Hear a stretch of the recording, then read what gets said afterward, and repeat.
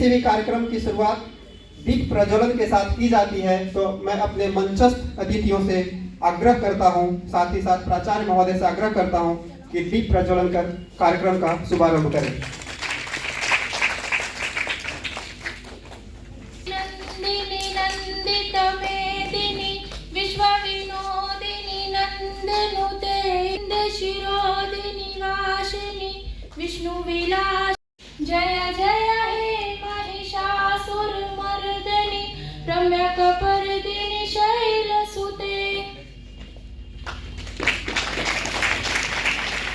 College परिवार की तरफ से स्वागत और अभिनंदन के लिए सबसे पहले आग्रह करूंगा संगीता मैम से कि वह पौधा लेकर आए, और प्राचार्य महोदय से आग्रह है कि वह अभी मौजूद श्रीमती रचना अग्रवाल का स्वागत और अभिनंदन करें।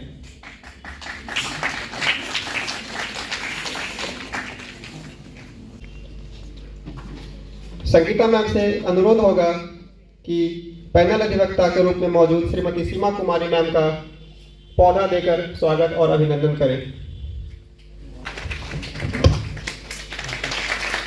Thank you ma'am.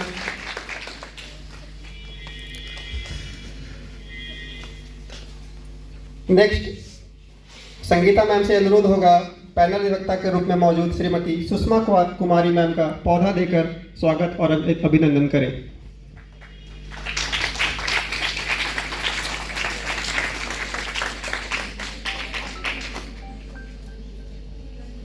Thank you ma'am. Sangeeta ma'am से अनुरोध होगा कि सामाजिक कार्यकर्ता श्रीमती वीना कुमारी मैम का पौधा देकर स्वागत और अभिनंदन करें।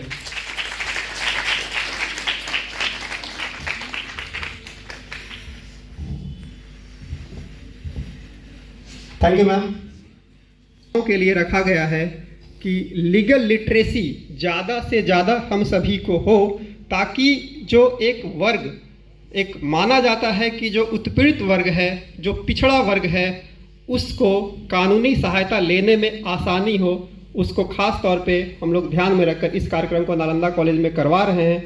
और नालंदा कॉलेज लगातार ऐसे विमेन एम्पावरमेंट से संबंधित बहुत सारे ऐसे इश्यूज़ को चलाते रहता है, बहुत सारे इनिशिएटिव्स लेते रहता है, और इस कारण से ही हमारे बच्चियों को आप देखेंगे मैम तो पूरे विश्वविद्यालय से लेकर राज्य स्तर पे बहुत सारे प्रोग्राम्स में बहुत सारे अचीवमेंट्स हम लोगों के पास रहे हैं। अभी अभी पाटलिपुत्रा विश्वविद्यालय के पहला दीक्षांत समारोह समाप्त हुआ है 15 दिसंबर को। उसमें हमारे 50 बच्चों ने मेरिटोरियस अवार्ड जीता यूनिवर्सिटी टॉपर्स में, और ख़ास बात यह है उसमें 28 लड़कियां थी, मतलब कि मोर देन 50% जो लड़कियां थी उसको यूनिवर्सिटी टॉपर्स में स्थान बनाने में कामयाब रही।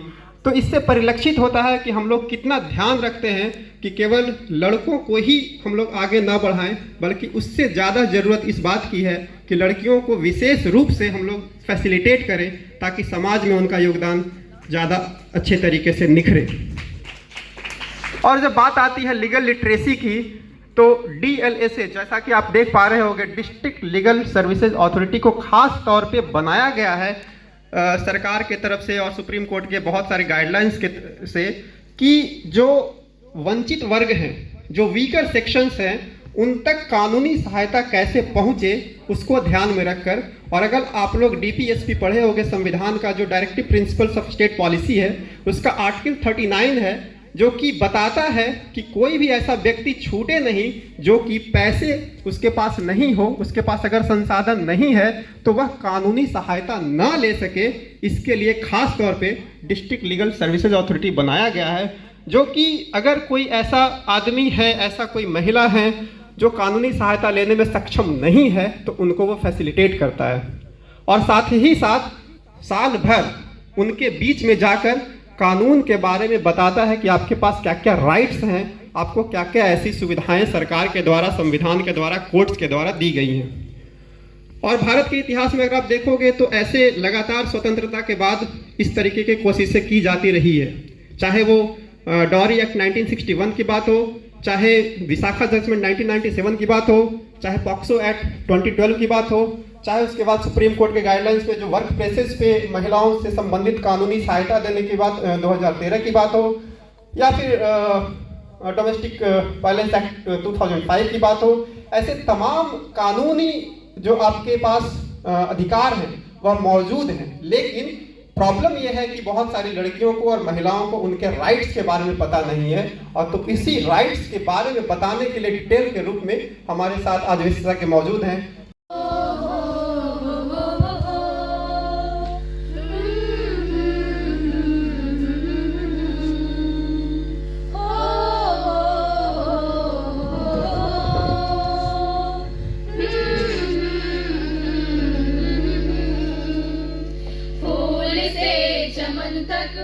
धरती से गगन तक, फूल से चमन तक, धरती से गगन तक, ये कॉलेज बड़ा ही प्यारा है, हरा भरा है प्रांगण इसका दिखता कितना न्यारा है, हरा भरा है प्रांगण इसका दिखता कितना न्यारा है।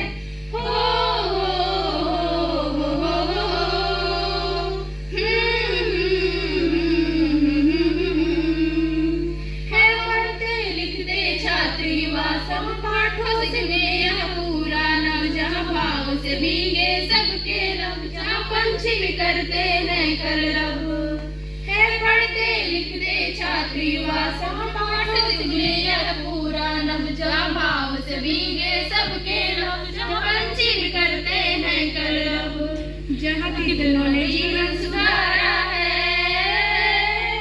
हरा भरा है प्रांगण इसका दिखता कितना न्यारा है, हरा भरा है प्रांगण इसका दिखता कितना न्यारा है।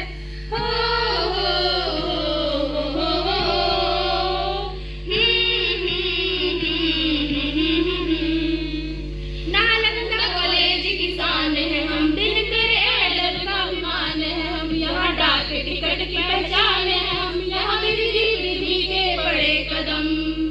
नालंदा कॉलेज की शान है हम, दिनकर टिकट की पहचान है हम, यहाँ पृथ्वी के बड़े कदम, जिसने शताब्दी वर्ष मनाया है, हरा भरा है प्रांगण इसका दिखता कितना न्यारा है, हरा भरा है प्रांगण इसका दिखता कितना न्यारा है।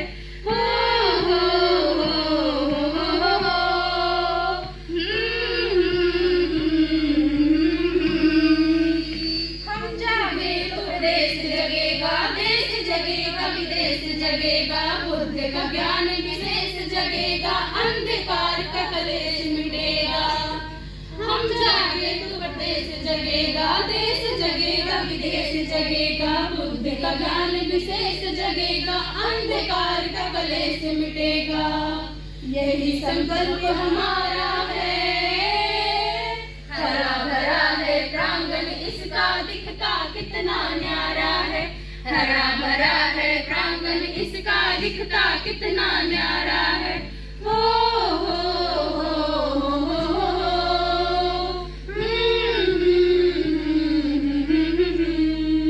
फूल से चमन तक, धरती से गगन तक, फूल से चमन तक, धरती से गगन तक, ये कॉलेज बड़ा ही प्यारा है, हरा भरा है प्रांगण इसका दिखता कितना न्यारा है, हरा भरा है प्रांगण इसका दिखता कितना न्यारा है। हो हो हो हो हो हो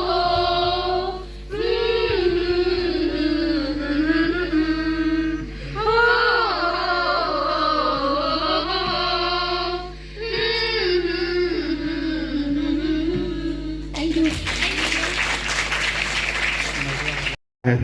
और यह गीत जो है उसके रचयिता हमारे खुद प्राचार्य महोदय मौजूद हैं। प्राचार्य महोदय ने ही इस गीत को रचा है और इतने सुंदर तरीके से छात्राओं ने जो प्रस्तुत किया, बहुत बहुत धन्यवाद। अब मैं अपने प्राचार्य डॉक्टर रामकृष्ण परमहंस सर से आग्रह करूंगा कि वह स्वागत संबोधन करें। सर।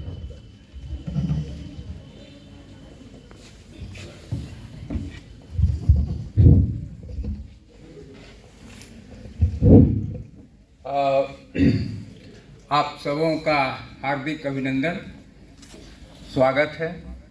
मंच पर आसीन माननीय श्रीमती रचना अग्रवाल, माननीय अपर जिला एवं सत्र न्यायाधीश सह सचिव जिला विधिक सेवा प्राधिकार, श्रीमती सीमा कुमारी जी पैनल अधिवक्ता, श्रीमती सुषमा कुमारी पैनल अधिवक्ता, श्रीमती वीणा कुमारी सामाजिक कार्यकर्ता, नालंदा कॉलेज के शिक्षक बंधु, प्यारे छात्र छात्राओं, मीडिया के आए हुए बंधु, आप सबों का इस ऐतिहासिक ऑडिटोरियम में स्वागत है, अभिनंदन है। हम लोग जैसा कि सब जानते हैं कि ये कॉलेज 150 साल की यात्रा पूरी कर चुका है। हम लोग 152वीं साल में हैं और लगातार हम लोग यह प्रयास कर रहे हैं कि इस कॉलेज को ज़्यादा से ज़्यादा ऊंचाई तक ले जाएं। अभी हाल ही में हमारे शिक्षा मंत्री महोदय आए थे, वाइस चांसलर साहब आए थे और उन लोगों का संबोधन और आशीर्वाद हम लोग को प्राप्त हुआ। और जैसा कि आप लोग को भी मालूम होगा कि पिछले वर्ष ही नालंदा कॉलेज ने लोक अदालत के आयोजन में माननीय सिविल कोर्ट के जितने अधिकारीगण थे और जो लोग उसमें जुड़े हुए थे उन लोग का पदार्पण इस कॉलेज में हुआ था और एक अच्छा अनुभव हम समझते हैं कि सारे लोग लेकर के गए होंगे। और आज पुनः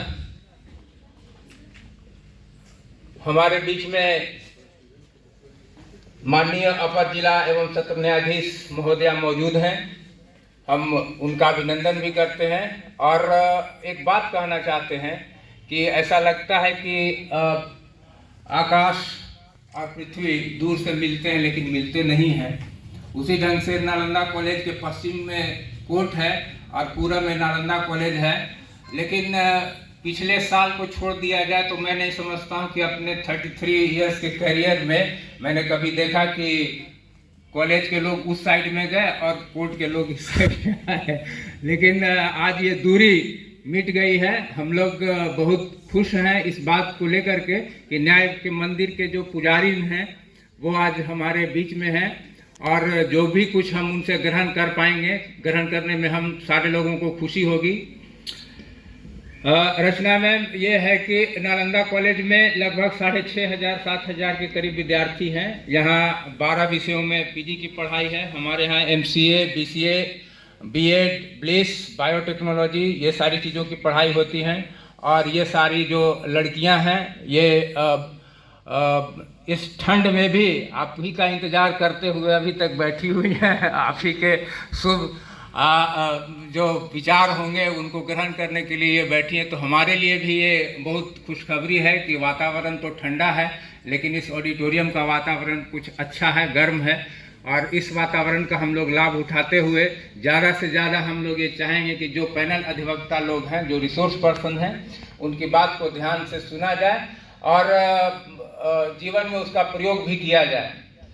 आप लोग देख रहे होंगे कि ये हमारे ही देश की बात है। मैं दुनिया की बातों की चर्चा नहीं करता हूँ, हमारे ही देश की बात है कि कल बेंगलोर के एक मंदिर में एक दलित छात्रा को किस ढंग से वहाँ के पुजारियों ने मारा पीटा और वो बेचारी भगवान के पास में बैठ करके पूजा अर्चना करना चाह रही थी, लेकिन पुजारियों ने उसको मारा पीटा भी, भगा भी दिया। पता नहीं मतलब हम किस युग में रहते हैं, किस ढंग की शिक्षा प्रणाली हम लोग ने विकसित की है, ये दिन देखने को मिलते हैं। फिर आप लोगों ने देखा कि कोई टेम्पू पर जाता होगा तो आज तक किसी ने टेम्पू पर सुसु तो नहीं किया है। बस में भी जाइएगा किसी ने सुसु तो नहीं किया है। लेकिन ये प्लेन पे चढ़ने वाले पता नहीं कौन संस्कृति के लोग रहते हैं कि महिलाओं को ही अपना टारगेट बनाते हैं। और आज मीडिया में बिल्कुल ये छाया हुआ है कि एक बिजनेस क्लास में सफर करने वाले ने एक महिला, वो भी 70 साल की महिला के लिए जो किया वो कहने की तो बात है नहीं। तो बात यहाँ पर ये है कि हम महिलाओं को क्या देते हैं, हम अपने जो बच्चे हैं, जो स्त्रियां हैं, लड़कियां हैं, उनको हम क्या दे सकते हैं। ये हमारी खुशनसीबी है कि आज मैडम हमारे यहाँ जितने भी क्लासेज हैं सबसे ज़्यादा क्लास करने वाली भी लड़कियां हैं, सबसे ज़्यादा एडमिट ये कॉलेज में होने वाली भी लड़कियां हैं और सबसे अच्छा रिजल्ट करने वाले भी लड़कियां ही हैं। और यही नहीं, पूरे पाटलिपुत्रा यूनिवर्सिटी का जब हम रिजल्ट देखते हैं तो उसमें लड़कियों का जो है स्थान बहुत ही ऊंचा रहता है। तो कहने का मतलब ये है कि आप प्रिविलेज लोग हैं जो कॉलेजेज में, स्कूल्स में और यूनिवर्सिटीज़ में पढ़ करके अपना कैरियर बनाते हैं, लेकिन भारत की जनसंख्या सिर्फ आप ही लोग के बीच की नहीं है। यहाँ हजारों लाखों लड़कियाँ जो हैं अभी भी अपने बेसिक जो नीड्स हैं उनसे महरूम हैं। उनको पता ही नहीं चलता है कि शिक्षा का महत्व क्या है और हम क्या कर सकते हैं, क्या नहीं कर सकते हैं। तो नेल्सन मंडेला ने बहुत अच्छी बात कही थी कि आदमी को अगर बनाना है, सही में विकास करना है, तो शिक्षा से बड़ा हथियार कुछ भी नहीं है। और ये हम लोग लगातार नालंदा कॉलेज के शिक्षक, शिक्षकेतर कर्मचारी, छात्र लोग 152 साल से इस प्रक्रिया को पूरा कर रहे हैं। और मैं ये आप मुझको देख रही हैं, मैं भी कभी यहाँ का छात्र रहा, फिर यहाँ शिक्षक भी रहा और आज प्रिंसिपल के पद पर भी मैं कार्य कर रहा हूँ। हमारे जैसे पता नहीं कितने लोग इस संस्थान से निकल करके विभिन्न जगहों पर गए और उन लोगों ने उतनी ही तरक्की की जितना मैंने किया है, या हमसे भी ज़्यादा लोग यहाँ से तरक्की कर करके पढ़ के तरक्की के सोपान पे आगे चढ़ते हुए निकल रहे हैं। तो ये शिक्षा संस्थान जो है निश्चित रूप से, चाहे वो मेल रहे या फीमेल रहे, उनको एम्पावर करने की बराबर कोशिश करता है। उस कोशिश में बहुत सारे लोग आगे निकल जाते हैं, लेकिन बहुत सारे लोग पीछे भी रह जाते हैं। तो ये कॉलेज है, बगल में आपका कोर्ट है। आप लोग अगर यहाँ से अपने कैरेक्टर्स को, अपने ज्ञान को नहीं बढ़ा पाए, गलत रास्ते पर चले गए, तो फिर बगल का कोर्ट है आपको समझा देने के लिए कि आगे की कार्रवाई क्या हो सकती है।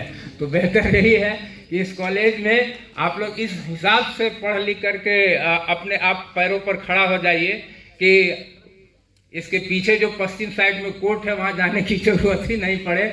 ये बात सही है कि जब भी कोई शोषण की प्रक्रिया चलती है, जब भी कोई अत्याचार की प्रक्रिया चलती है, तो एक दिन में वो समाप्त नहीं होती है या एक दिन में शुरू भी नहीं। नमस्ते।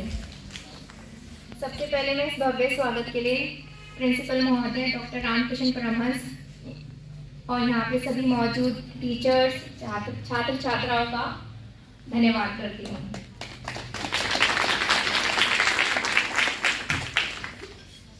मेरे साथ यहाँ पर आज मेरी दो रिसोर्स पर्सन, दो महिला वरिष्ठ अधिवक्ता हैं, सीमा कुमारी, सुषमा कुमारी, और केयर ऑर्गेनाइजेशन से बीना जी। मैं उनका धन्यवाद करती हूँ कि उन्होंने अपना समय निकाला और यहाँ पर हमारे साथ उपस्थित हैं।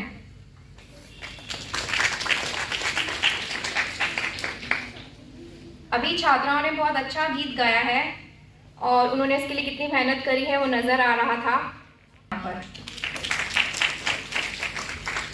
आज हमारा उद्देश्य यहाँ पर जिला विधिक सेवा प्राधिकार के द्वारा यह प्रोग्राम आयोजित करने का ये है कि आप सबको जिला विधिक सेवा प्राधिकार का क्या कार्य है उसके बारे में आपको बताया जाए।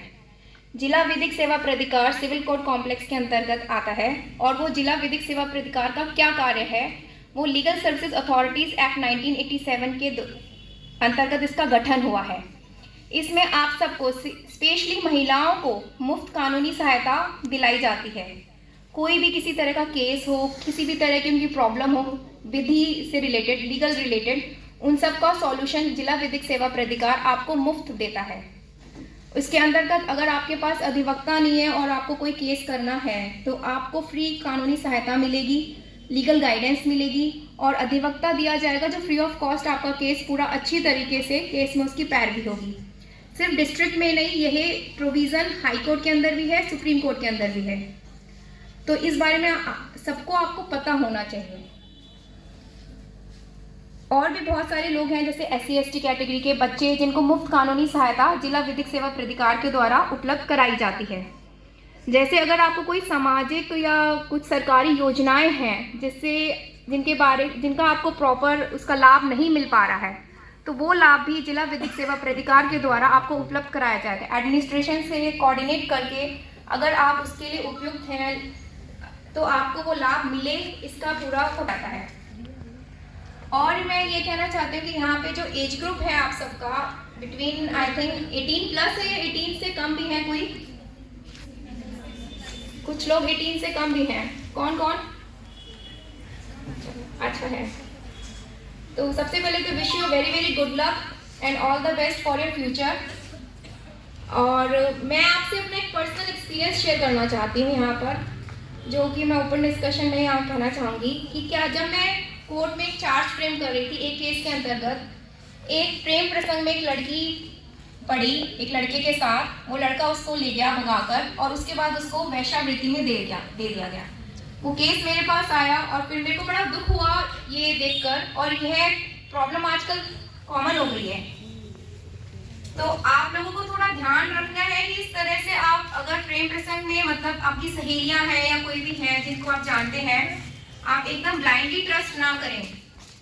इन मैटर्स को डिस्कस करा करें, अपनी फ्रेंड्स के साथ डिस्कस करें। और अगर आपको लगता है, फ्रेंड्स से अनुरोध करूंगी कि यहाँ पे जो मॉरल साइंस के लेक्चर्स होते हैं उसमें इस सब्जेक्ट को इंक्लूड करा जाए और उनको ये बताया जाए, क्योंकि जब तक लड़कियों को इस बारे में जागरूक नहीं किया जाएगा तब तक उनको सही और गलत में निर्णय लेने में दिक्कत आएगी।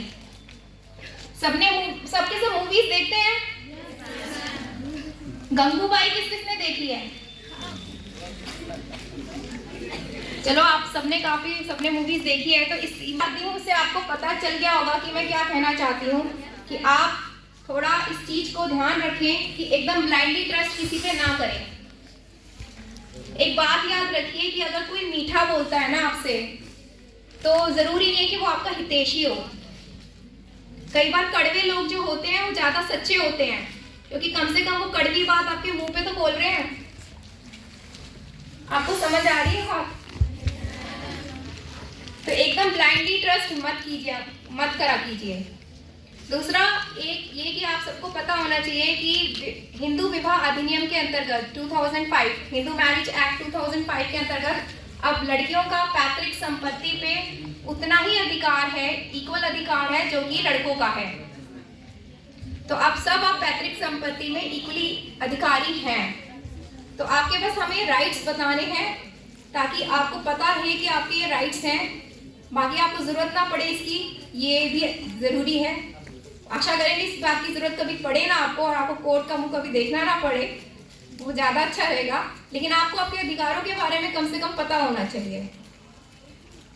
धन्यवाद मैम। ये बिल्कुल सही बात है कि जो टीनेजर गर्ल्स हैं उनके साथ तो समस्याएं रहती हैं, वो कुछ निर्णय नहीं ले पाती हैं। और हम लोग अक्सर टीवी में देखते हैं कि इसी ग्रुप की लड़कियों के साथ में ज़्यादा कुछ सुनने देखने को मिलता है। और ये इंग्लिश ऑनर्स या इंग्लिश पीजी कर रही कितने स्टूडेंट्स हैं, ज़रा आप लोग हाथ उठाइए तो। राइट, ये मैम ये लोग तो हम लोग से इंटरेक्ट नहीं होती हैं, लेकिन हम ही लोग को इंटरेक्शन करना पड़ता है। और मैं बताता हूँ इन लोगों को कि जो आपसे मीठी बातें बोल रहे हैं, जो आपकी प्रशंसा कर रहे हैं, जब भी लोग प्रशंसा करना शुरू करें आप अलर्ट हो जाइए। और यही बात मैंने भी आप लोग को कही कि कड़वी बातें सुनने में तो कड़वी लगेंगी, लेकिन शायद वो आपका बेटर वो एनालिसिस कर सके। निंदक नीरे राखिए आंगन कुटी छवाए, सुना है आप लोगों ने। तो इसलिए हमारे यहाँ इंग्लिश लिटरेचर में तो मोरल लेसन ही सब चलते रहता है। और कभी कभी तो हम लोग बड़े ऑकवर्ड पोजीशन में पड़ जाते हैं कि लड़कियों को एक मेल टीचर कैसे एड्रेस उनको कर पाए। लेकिन ये बड़ी खूबसूरत सी बात है कि आप लोग के बीच में महिला जो पैनलिस्ट हैं, एडवोकेट्स हैं, जजेज हैं, वो लोग आपके बीच में आज आए हैं। तो ये बहुत अच्छी बात है कि शिक्षा और न्याय से जुड़े हुए जो लोग हैं वो आपके बीच में रहेंगे। तो धन्यवाद। और मैम, आपने बहुत अच्छी बातें कही और बहुत ही सरल और संक्षिप्त भाषा में हमारे जो छात्रा हैं उनका संबोधन किया। अब मैं श्रीमती सीमा कुमारी पैनल अधिवक्ता हैं, उनको यहाँ पे अपने विचार रखने के लिए आमंत्रित करता हूँ। Please ma'am.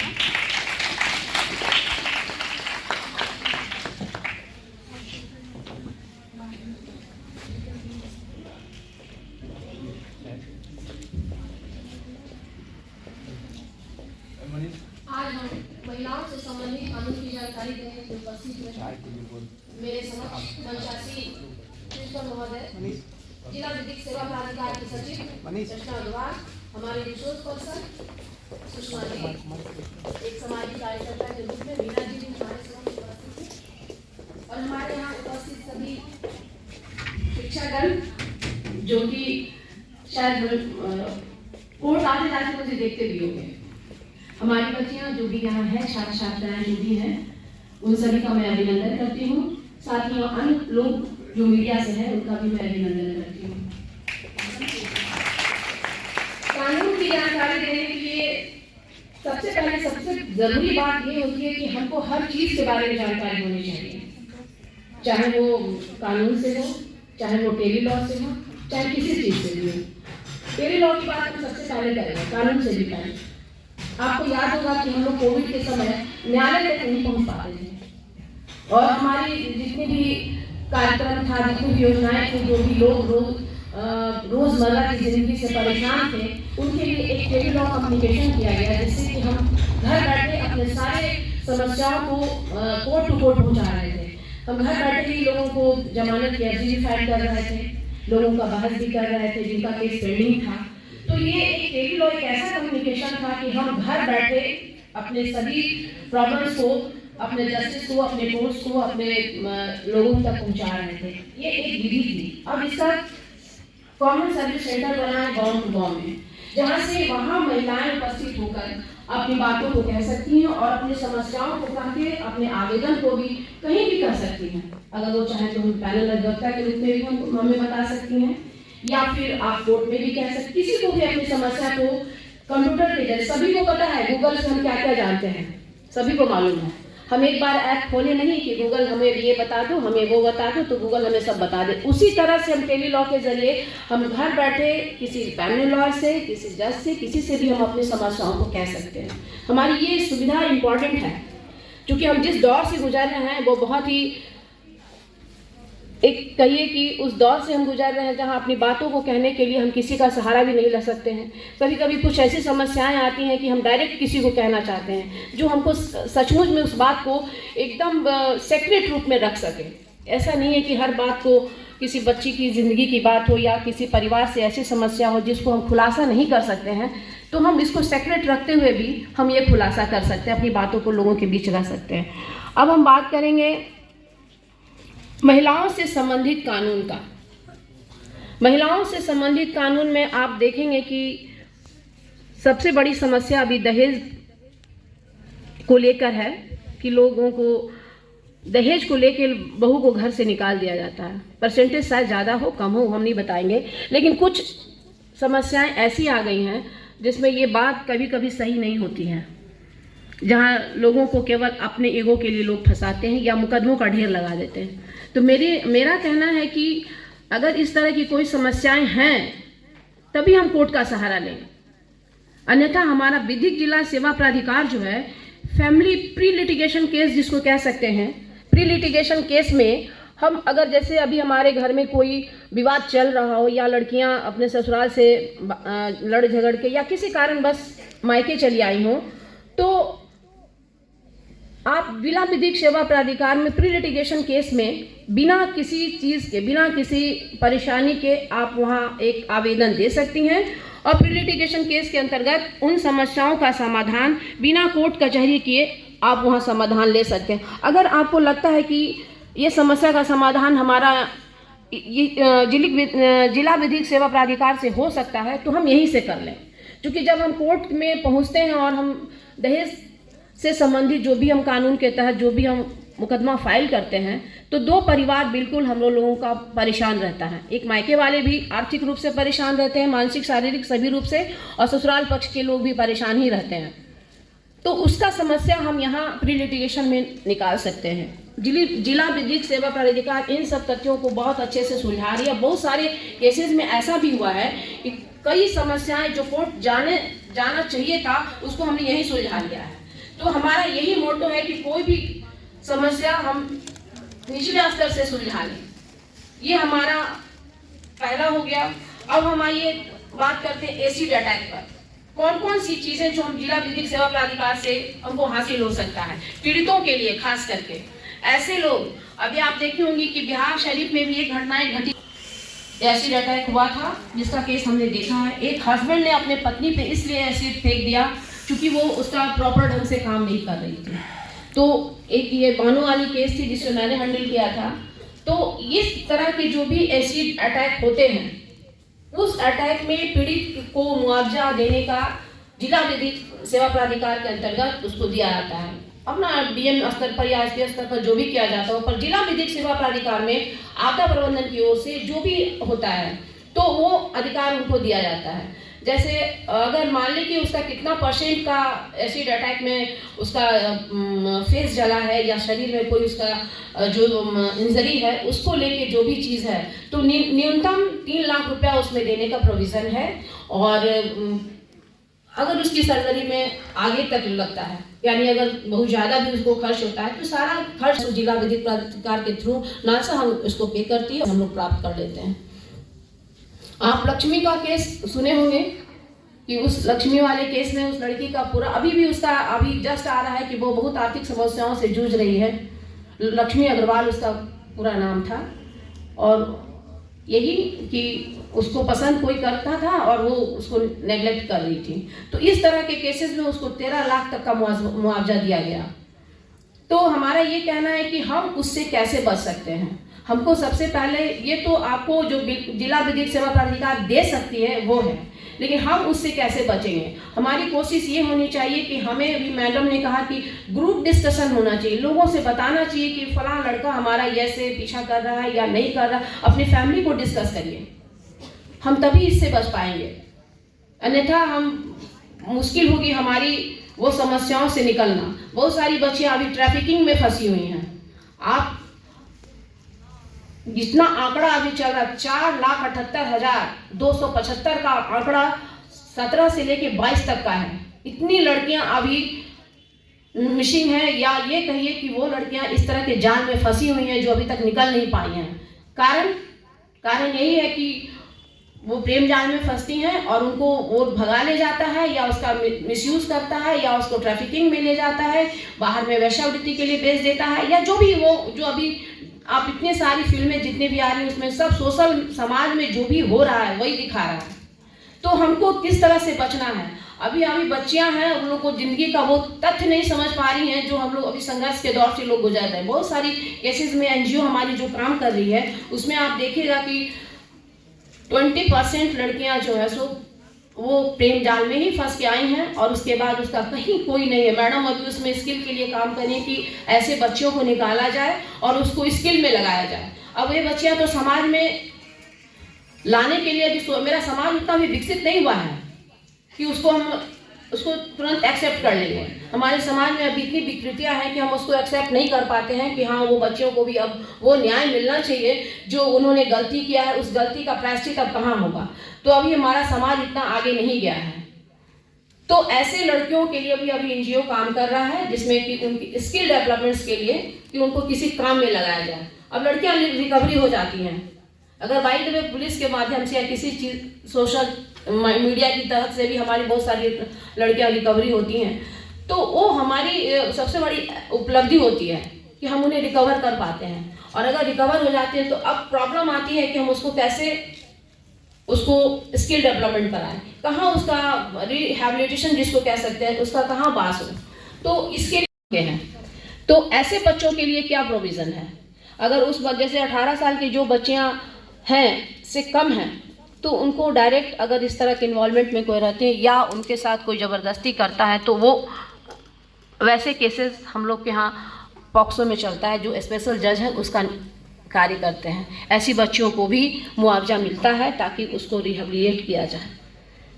इस कंडीशंस में, इस स्थिति में जो बच्चियां होती हैं उनका सब कुछ, उनका पूरा सेक्रेटरी मेंटेन किया जाता है ताकि उनको कोई भी चीज़ सामने नहीं आए, जैसे उनका घर नहीं आए, उनका परिवार नहीं सामने आए, बच्चे का नाम नहीं सामने आए। इवन कि जब हम लोग कोर्ट में भी वर्क करते हैं तो उस बच्चे को हम लोग कॉन्फ्रेंसिंग के जरिए उससे हम लोग सवाल पूछते हैं। ये नहीं कि उसको कटघरे में हम डायरेक्टली खड़ा कर दें और उनसे सवाल पूछें, ऐसा नहीं कर सकते हैं। उनको हम वीडियो कॉन्फ्रेंसिंग के जरिए ही उनसे सवाल पूछते हैं और उन बच्चियों को एक सेक्रेट रखा जाता है ताकि उसको समाज में जीने का मौका मिल सके। ये सारी चीज़ें न्याय विद जो हमारे थे, जो भी हैं, हमारे जो भी कार्य कर रहे हैं, बहुत ही सराहनीय कदम है ये।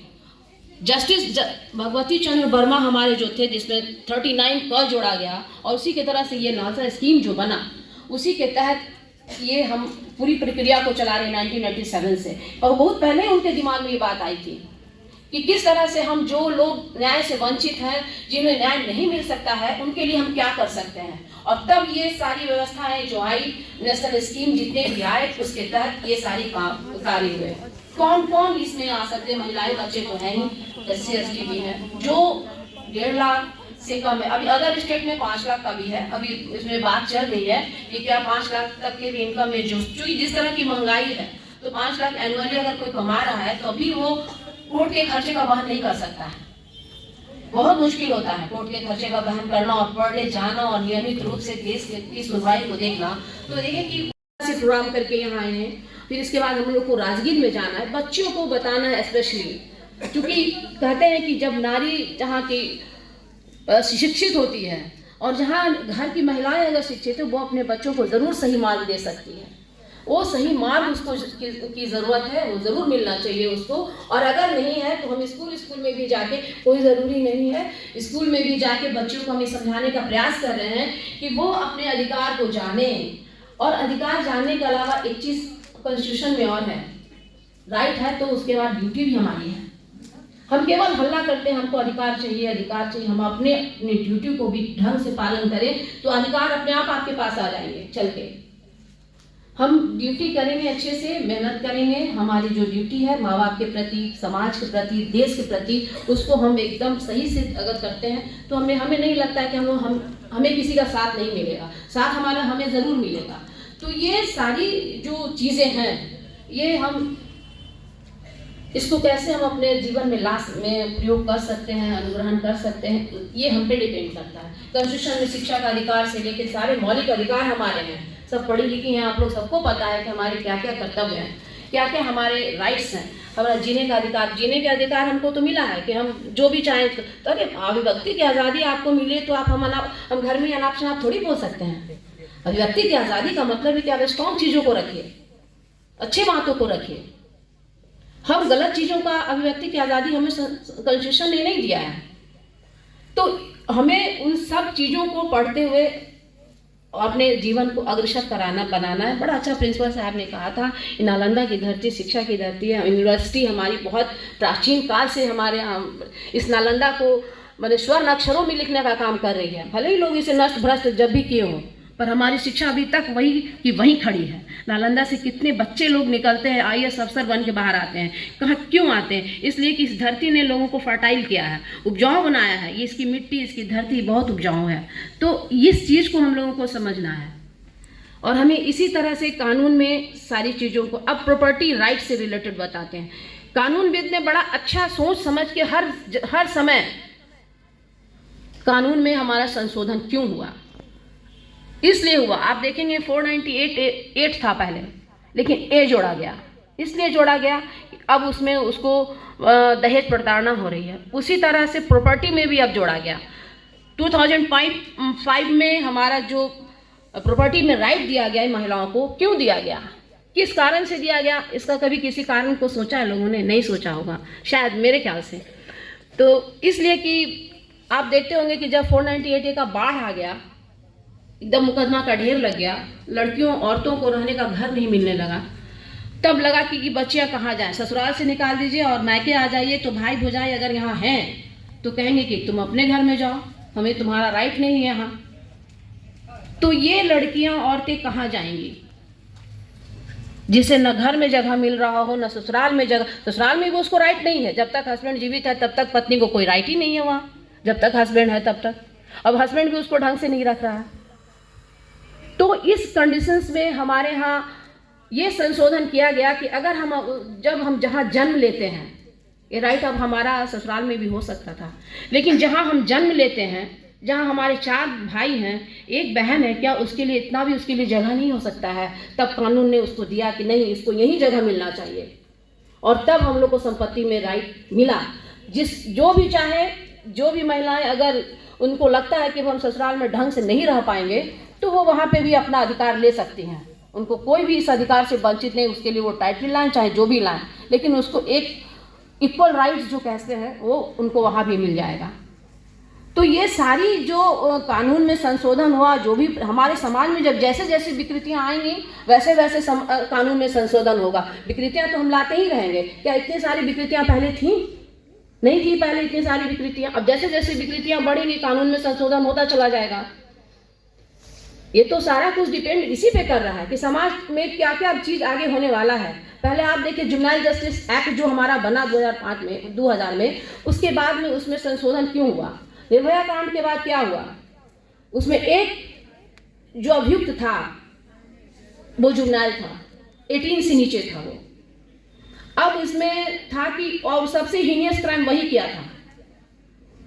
अगर वो हीनियस क्राइम नहीं किया होता तो शायद निर्भया बच गई होती। तो अब उसको लाभ मिल गया जुवेनाइल होने का। लेकिन फिर कानून ने ये सोचा कि नहीं, अगर 15 से ऊपर 16 से का बच्चा इस चीज को समझने में कामयाब है, वो ये बात को समझ सकता है कि गलत और सही का निर्णय वो ले सकता है, तो उस पर हम कठोर नियम लगा सकते हैं। आपका मालूम है कि मुस्लिम लॉ में 15 के बाद पुबर्टी लाइन है, उसका मेजर जो माना गया है 15 साल के बाद ही माना गया है। तो हम इस चीज को समझने में कामयाब हैं कि ये गलत है और ये सही है, तो वो जुवेनाइल के अंतर्गत नहीं आएगा। हाँ, चाइल्ड है वो आएगा, लेकिन उसका ट्रायल जो भी चलेगा वो मेजर की तरह चलेगा। अगर कोई हीनियस क्राइम करता है, कोई भी 16 से 18 साल के बीच के बच्चे जो भी क्राइम करेंगे, हीनियस क्राइम होगा, तो वो जुवेनाइल की तरह ट्रीट नहीं होंगे। 14 साल से नीचे के जो बच्चे हैं उन्हीं को जुवेनाइल ट्रीट किया जाएगा, बट अदरवाइज वे मेजर की तरह ही ट्रीट होंगे। अगर उसका क्राइम हीनियस है, हीनियस में जैसे मर्डर है, जैसे रेप है, इस तरह की जितनी भी घटनाएं हैं, तो ये हमारे कानून में संशोधन होता गया और हमें अधिकार मिलता गया। ये खास करके उन्हीं बच्चियों के लिए है जो बाहर दूर दराज में पढ़ती हैं, रहती हैं। और यही वजह है कि लोग जन जन तक जाइए। अगर आप भी किसी को बता सकती हैं तो बताइए। यही वजह है कि अगर हम एक को बताते हैं तो हो सकता है आप 4 को और लोग लाभान्वित हो सकते हैं उससे। तो ये सारी प्रक्रियाएं जो हैं वो कानून में संशोधन होता रहेगा और कानून में आप लोगों को जगह मिलती। अब देखिए कि मजदूरों का क्या है। हम कहीं भी काम करने जाते हैं, अदर स्टेट में भी जाते हैं, जगह में जाते हैं, तो हमारी जो प्रक्रियाएं होती हैं, मजदूर चाहे मेजर हो चाहे जो भी बच्चे हों, कोई भी हो, अगर मजदूर रैंक हैं और वो बाहर जाके काम कर रहे हैं तो उनको भी हम इस बात पे कर सकते हैं कि उनको दिहाड़ी हम लोग पूरा दे सकते हैं। श्रम रोजगार जो होता है वो कम से कम इतना उन लोगों को मिलना चाहिए ताकि उनकी जिंदगी बसर हो सके। उस पर भी काम कर रहे हैं हम लोग। मेंटली इल आप समझ रहे हैं कि जो बच्चे अभी आप देखते होंगे कि अवंडन वाले इधर उधर जो घूम रहे हैं, अगर किसी भी व्यक्ति को ये पता चलता है कि कोई मानसिक रोगी बच्चा इधर उधर भटक रहा है तो स्थानीय लोग भी पुलिस को दे सकते हैं। पुलिस फिर हमारे पास ला सकती है, यहाँ से उसके रिहेबिलिटेशन का है, उसका जो मेडिकल ट्रीटमेंट है उस पर भी है, तो उस पर भी लोग काम कर रहे हैं। यहाँ हमारा मेंटल हेल्थ से लेके हमारा जो मुआवजा राशि होता है या क्लेम केसेस में भी बहुत सारा देखते होंगे कि लोक अदालत के माध्यम से हम लोग यहाँ सुलझा लेते हैं, क्योंकि ट्रायल एक लंबा प्रक्रिया है और लंबी प्रक्रिया से बचने के लिए ही लोक अदालत डीएलएसए का गठन किया गया है। उस प्रक्रिया से लोगों को बचाया जाए, जो कि अब फाइलों का अंबार लगा हुआ है। काम करते करते जजेस परेशान है कि हम करें तो क्या करें। लेकिन जब हमारा लिटिगेशन बहुत नॉर्मल है, बहुत ज़्यादा ऐसा है कि हम आपस में बैठ के सुलझा सकते हैं, तो आप देखते होंगे कि ग्राम कचहरी भी है। हम ग्राम कचहरी स्तर पर भी काम कर रहे हैं। ग्राम कचहरी स्तर पे हमारा ये काम हो रहा है कि 1 साल की सज़ा का हो या 10,000 का जो भी आय से संबंधित, जैसे कैटल ट्रेसपास पहले मुकदमा बहुत होता था, यानी पशु अतिचार जिसको कहते हैं, उसको कैटल ट्रेसपास कहते हैं इंग्लिश में। तो वो पशु अतिचार में आप देखेंगे कि जो बकरी चरा दिया, गाय चरा दिया, ये कर दिया, वो कर दिया, तो इस तरह का जो भी घटनाएं होती हैं और इसमें जो मारापिटी आपस में लोग कर लेते हैं, झगड़ा झंझट कर लेते हैं, उसके लिए ग्राम कचहरी सक्षम है। या फिर छोटे छोटे मामला जो आपस में लड़ाई के या नाली को लेकर है, या फिर आपका बना दिए थोड़ा सा, अरे भाई हमारे क्या है तो सर देखिए ना, हमारा आगे घर के आगे पहुंची बना देते हैं। अरे पहुंची समझ रहे हैं, हम तो समझे पहले तब में कि पहुंची क्या है। तो वो जो हम लोग आगे में दरवाजे पे थोड़ा सा बनाते हैं ना उतरने वाला, उसको बोले, तो हम लोग फिर गए वहाँ तो देखिए कि बना दिया, अब आने जाने में लोगों को डिस्टर्बेंस हो रहा है। तो उस तरह के मामला को फिर हम लोग बुलवाते हैं लोगों को, ग्राम कचहरी में भी लोग को बुलाया जाता है, वहाँ पे समझाया जाता है ये छोटी छोटी समस्याओं को बड़ा मत बनाइए आप। छोटी एक भुट्टा गाड़ने को लेके 3 आदमी का मर्डर हुआ है अभी छगीलापुर में, एक भुट्टा, मात्र एक भुट्टा गाड़ने को लेके। क्या प्रॉब्लम था भाई, भुट्टा तुम पीछे कर लेते, थोड़ा आगे कर लेते। अभी 3 आदमी का मर्डर हुआ, वो ट्रायल अभी ADJ6 में चल रहा है यहाँ। तो लोग कहते हैं कि सडन प्रोवोकेशन में ये काम हो गया, आप हमको गाली दे दिए, हमको बर्दाश्त नहीं हुआ, फिर उसने उसको गाली दे दिया, बर्दाश्त नहीं हुआ, फिर आप निकल अंदर से कुछ आ गया आर्म्स, हरबे हथियार से लैस होके, और फिर आप बहुत बड़ा गुनाह कर गए। तो पूरी जिंदगी आपको जेल में गुजारनी है। ये छोटी सी बात, एक खुट्टा गाड़ने को लेके जो इतना बड़ा आपने क्राइम किया, अब पूरी जिंदगी जेल में सड़ गई, आपका तो टिल लाइफ गया। तो इस तरह की जो घटनाएं घटती हैं हमारे, उसमें 2-3 महिलाएं भी झगड़ा झंझट में शामिल थीं। तो यही बताया गया कि महिलाएं शिक्षित होनी चाहिए, आपको बचाना है ऐसे घटनाओं से, लोगों को ऐसी घटनाएं ना करें। उसमें एक बच्चा जो अभी उसका कहीं जॉब होने वाला, वो बच्चा फंसा हुआ है, सोचिए उसका तो पूरा करियर गया। तो इस तरह की जो भी घटनाएं हैं, उस घटनाओं से लोगों को बचना है। कानून द्वार पे जाके आपको बता रही है कि प्लीज कृपया इस तरह का हरकतें ना करें जिससे कि अपने जीवन को अंधकार में ले जाएं। पूरे जेल भरे हुए हैं, छोटी छोटी घटनाओं से जेल भरे हुए हैं, बहुत बड़ी घटना नहीं है, लेकिन छोटी से सडन प्रोवोकेशन में ये सारे वारदात को उन्होंने जन्म दिया। तो इससे हम लोगों को बचना है, और कैसे बचना है ये आप लोगों को समझना है, समझाना है लोगों को कि छोड़िए, अगर झगड़ट हो गया है तो भाई हम लोग आपस में अब अलग हो जाए, कोई ऐसी बड़ी घटना को अंजाम ना दें। बच्चे हमारे कल के भविष्य हैं, ये भी किसी की घर में जाएंगी, कुछ बनेंगी, तो कोशिश करेंगे कि इस तरह की घटनाएं ना हो और उनके बच्चे कभी दलदल में ना फंसे।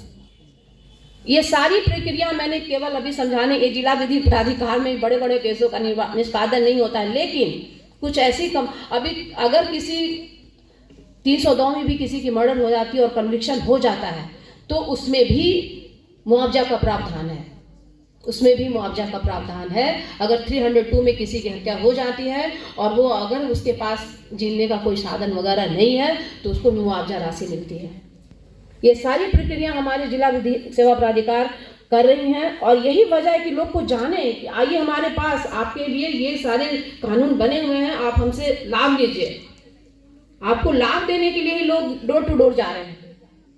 कोई ऐसी बच्चियां जो एकदम पुअर है, पॉवर्टी की लाइन से भी नीचे हैं, वो खा नहीं सकती, पी नहीं सकती, रह नहीं सकती, अगर उनके सामने कोई समस्या है तो वो आके बोल सकती है। विकलांग लोगों का भी है, मेडिकल से रिलेटेड जो मेंटली इल है उन लोगों के लिए भी सारी समस्याओं का निदान है। और जो प्रोस्टिट्यूशन वगैरह में फंस गई हैं उन लोगों को निकालने का भी प्रयास किया जा रहा है। ऐसे बच्चों को ट्रेस आउट किया जा रहा है कि जो बच्चे इस तरह से फंस रहे हैं, गलत गलत धंधों में फंस रहे हैं, उनको कैसे बाहर निकाला जा सकता है, उनको कैसे रिहैबिलिटेट करा जा सकता है। तो ये सारी प्रक्रियाएं हमारे जिला विधिक सेवा प्राधिकार कर रही है, और मेरा विचार है कि इसमें हम लोग कामयाब होंगे और आगे स्तर तक भी हम लोग जाएंगे। हमारे ऊपर जो उच्च न्यायालय में और सर्वोच्च न्यायालय में जो भी लोग बैठे हुए हैं, वो इसको बहुत गंभीरता से ले रहे हैं कि हम अपने समाज को सही दिशा कब दे पाएंगे। हमें एक समाज को सही दिशा देना है और हर तरह के समस्याओं से निकालना है, यही हमारा कहना है। धन्यवाद।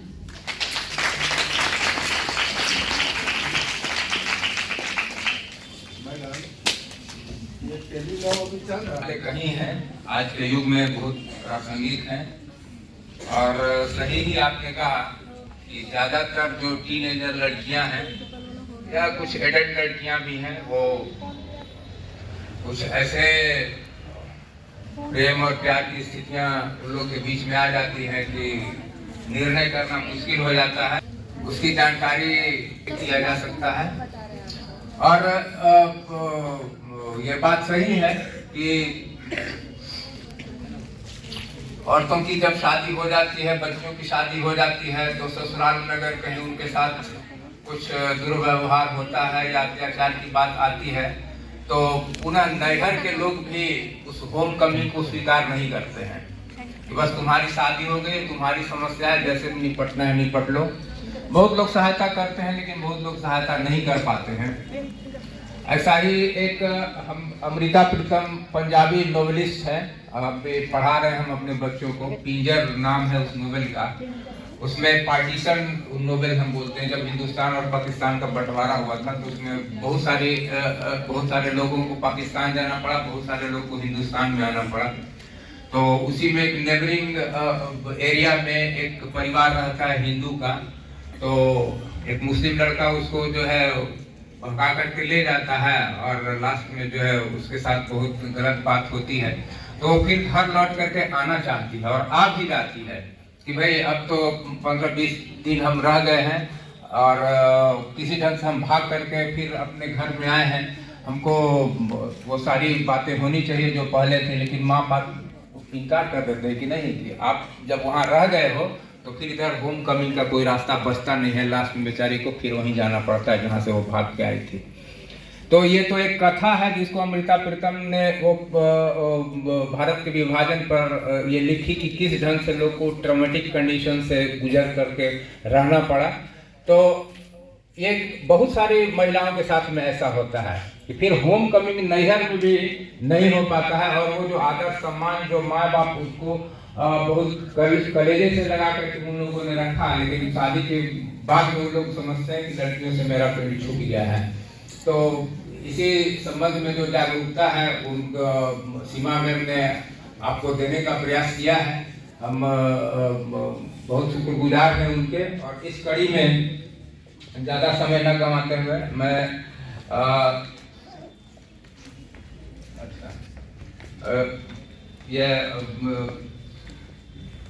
बीना कुमारी जी हैं, सामाजिक कार्यकर्ता हैं। मैं उनको यहाँ पे आमंत्रित करता हूँ कि वो भी अपनी जानकारी और अपने सुझाव हमारी लड़कियों के साथ में साझा करें। मैं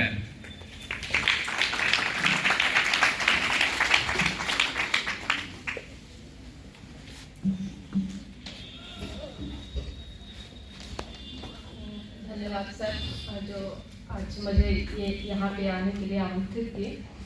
मंचा से पदाधिकारीगण, माननीय जिला एवं सत्र न्यायाधीश सह अध्यक्ष जिला विधिक सेवा प्राधिकरण Rachna ma'am, Seema Kumari ma'am panel अधिवक्ता civil court, Sushma Kumari panel अधिवक्ता, डॉक्टर रामकृष्ण परमहंस प्रधानाध्यापक Nalanda college, doctor Deenlal SS कार्यक्रम पदाधिकारी, doctor Ratnesh Aman Nalanda college teacher assistant secretary, यहाँ जितने भी उपस्थित शिक्षकगण एवं अतिथिगण, छात्र एवं छात्राएं को मैं अभिनंदन करती हूँ कि आज मुझे कुछ आपके समक्ष बोलने का अवसर मिला है।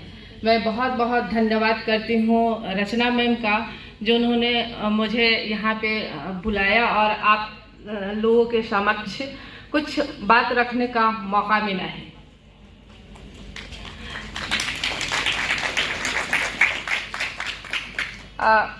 मेरा नाम बीना है और मैं एक सामाजिक कार्यकर्ता हूँ।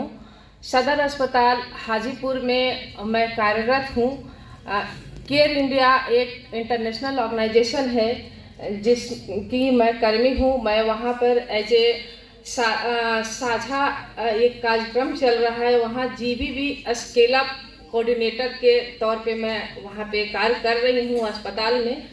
ये बेसिकली ये प्रोग्राम जो है वो हाजीपुर में पायलट प्रोजेक्ट के रूप में शुरू किया गया था, ताकि ये प्रोग्राम का अर्थ सबसे मकसद था कि जो अस्पताल स्तर पर जो महिलाएं आ रही हैं या बच्चियां आ रही हैं जो हिंसा से पीड़ित हैं, चाहे वो किसी तरह की हिंसा से पीड़ित हो, वो शारीरिक हिंसा से भी पीड़ित हो या यौन हिंसा से पीड़ित हो, वहाँ पे आ रही है तो उनको उपचार के साथ साथ साइकोलॉजिकल सपोर्ट भी दिया जाए ताकि वो हादसा से उबर पाए और वो एक हादसा जो उनके जीवन में एक्सीडेंट हुआ है उससे वो आगे बढ़े और अपने जीवन में उसको भुलाने का प्रयास करे और एक अच्छे जीवन व्यतीत करे। बहुत सारे ये कार्यक्रम जो है 2019 में शुरू हुआ था। मैं तब से इनिशियल स्टेज से शुरू हूँ। साझा का अर्थ है कि अपनी बातों को शेयर करना। अगर अस्पताल स्तर पर उपचार हो रहा है, अगर महिलाएं अपनी बातों को, क्योंकि वहाँ पे क्या होता है कि उपचार तो होता है, लेकिन कारण क्या था, ये कैसे हुआ, और उनको सही राह कहाँ वो कानूनन हेल्प ले सकते हैं, और अगर उनके उपचार हो रहे हैं तो उसमें कैसे इम्प्रूवमेंट होगा ताकि वो मेंटल पीस भी उनको मिले। इसके लिए कार्यक्रम की शुरुआत की गई थी। सबसे बड़ा बात है कि अभी सुषमा मैम और रचना मैम ने कहा कि गोपनीयता का बहुत बड़ा ये है, इशू है कि अगर हम कोई भी हिंसा से पीड़ित महिला या लड़की या बच्ची लड़का आ रही हैं तो उसका कॉन्फिडेंशियलिटी बहुत ही ज़रूरी होता है कि हम किसी दूसरे को ना बताएं।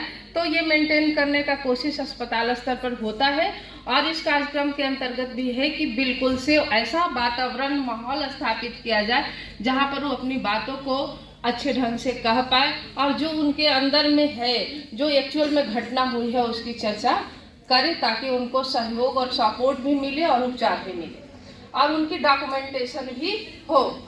जो यहाँ पे बातें हो रही हैं कि उनको कंप्लायंस की, अगर वो मिलता है वहाँ पे कोर्ट में जा करके, तो उनकी एक डॉक्यूमेंटेशन भी अच्छी तरह से हो ताकि वो लीगल उनको सपोर्ट मिल सके। तो ये कार्यक्रम का मुख्य उद्देश्य ये है। अभी तक यहाँ 3 डिस्ट्रिक्ट में इसको स्केल अप फिर से किया गया कि वहाँ पे पायलट में करके हम लोगों ने देखा कि जो महिलाएं वहाँ बच्चियाँ जो आ रही थी, अभी जो एज ग्रुप की जो बच्चे यहाँ बैठे हुए हैं, ऐसे तकरीबन 400 बच्चियों का मैंने काउंसलिंग किया है, हो गई है। क्योंकि अभी हम निर्भया कांड की बात करें, श्रद्धा कांड की बात करें, आई हमारे बिहार में भी मैं अभी 3 दिन पहले एक महिला से मिली थी जो तेजाब उनके चेहरे पर फेंका गया था। वो 1 साल तक सदर अस्पताल में भर्ती भी थी, और फिर वो रूबर अपने जीवन में आगे बढ़ी है, और फिर से वो गर्भावस्था में थी 5 महीने का। जब आई थी मैं परसों ही मिली, तो जब मैं उनकी दास्तान सुनी, उनसे मिली, उनके चेहरे को देखा, तो ये लगा कि महिलाओं की स्थिति कहाँ है। मैं तो हर दिन रूबरू होती हूँ ऐसी महिलाओं से, तो बहुत ही दुख होता है कि हम खुद को क्यों नहीं संभाल सकते, खुद को ऐसी परिस्थितियों को क्यों आने दे ताकि हमारे जीवन में ऐसा वक्त गया। तो अभी तकरीबन मैं देखती हूँ कि 40 से 42 केसेस जो है वो इलॉपमेंट का है। अगर महीने में एवरेज मानूं तो 30 है वो। तो अगर बच्चियां क्या है कि वो पेरेंट्स को बिना बताए जाकर के भाग करके शादी कर लेते हैं। तो ये बहुत बड़ा मुद्दा है कि हमारे यूथ कहाँ जा रही है। और जब उनकी काउंसलिंग होती है तब निकल के आता है सोशल मीडिया काफी एक्टिव है। उसमें सोशल मीडिया का सबसे बड़ा है कि वो अनजान है, बिल्कुल उससे परिचित नहीं है, और इंस्टाग्राम फेसबुक के माध्यम से उनसे दोस्ती हुआ है, और दोस्ती के बाद में उस पर ट्रस्ट बिल्डअप किए हैं। कब कितने ऐप्स हैं जिससे वो दोस्ती किए हैं, और वो जो सामने वाला है जिसके बारे में कुछ भी पता नहीं है, वो सिर्फ लुभावना बातें कर रहा है, बड़ा बड़ा सपना दिखा रहा है कि यहाँ कर देंगे, मैं ये करता हूँ, मैं करता हूँ, लेकिन हकीकत में जब वो सामने आता है, उसे लेके चला जाता है, तो कहीं वो कुछ नहीं करता है। सिर्फ उसका यही काम है कि वो क्राइम करता है, लड़कियों को फंसाता है और ले जा करके ट्रैफिकिंग का काम करता है।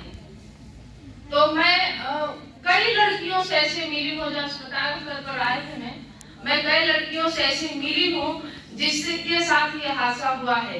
और इवन शादीशुदा महिलाएं भी, घरेलू हिंसा की बात हम कर रहे हैं, मैं उस पे काम भी कर रही हूँ, लेकिन ये देखना अनिवार्य है कि ठीक है घर में हिंसा तो हो रहा है, मैं अपने अधिकार के लिए लड़ूंगी, लेकिन जहाँ भी मुझे न्याय मिलेगा वहां जाएंगे, ना कि ऐसी जगह पर जाएंगे जहाँ की कोई मेरा उस परिस्थिति का गलत फायदा उठाता है। उस समय क्या करता है कि सहानुभूति प्रकट कर देता है कि मैं आपके सबसे अच्छा दोस्त हूँ, लेकिन वाकई में आपके वो परिस्थिति का, उस महिला की परिस्थिति को गलत फायदा उठाता है, और गलत फायदा उठाने के बाद में वो बहला फुसला कर बाहर ले जाता है और फिर वो कहीं की नहीं होती। क्योंकि हमारे अगर हिंदू लॉ में देखेंगे तो कोई भी महिला है या पुरुष है जब तक कि तलाक ना ले तो दूसरी शादी नहीं कर सकते। मैम ऐसा तो है हमारे यहाँ, लेकिन महिला क्या है कि हमारे पति से नहीं ठीक ठाक रह रहा था, हम वहाँ पे बहुत अच्छे नहीं थे, तो कोई दूसरा व्यक्ति वहाँ आ जाता है, वो सबसे ज्यादा अपना जान पहचान वाला ही होता है। ज्यादातर केसेस में अगर देखे हैं तो अपने ही रिश्तेदार निकला है तलाक लिए दूसरी शादी करने। एक ऐसी बच्ची थी या किसी से बातचीत ऐसा हुआ कि कोई ऐसा बात बोल दिया, कोई ऐसा स्पर्श हुआ जो अच्छा नहीं लगा मुझे, और उसको विरोध किए। होता है क्या, ऐसा होता है क्या? वो परिस्थितियों में अगर हम हिंसा को, अगर यह गलत बात है उसको अगर उस समय बर्दाश्त कर लिए तो फिर सामने वाला का मनोबल बढ़ता है, और वो मनोबल बढ़ता है और फिर वो आगे बढ़ते जाता है। उसको लगेगा कि इसकी हाँ है, इसकी चुप्पी जो है वो हाँ है, और धीरे धीरे वो आगे बढ़ेगा कि वो नहीं बोल पा रही है, उसकी हाँ है, उसको अच्छा महसूस हो रहा है।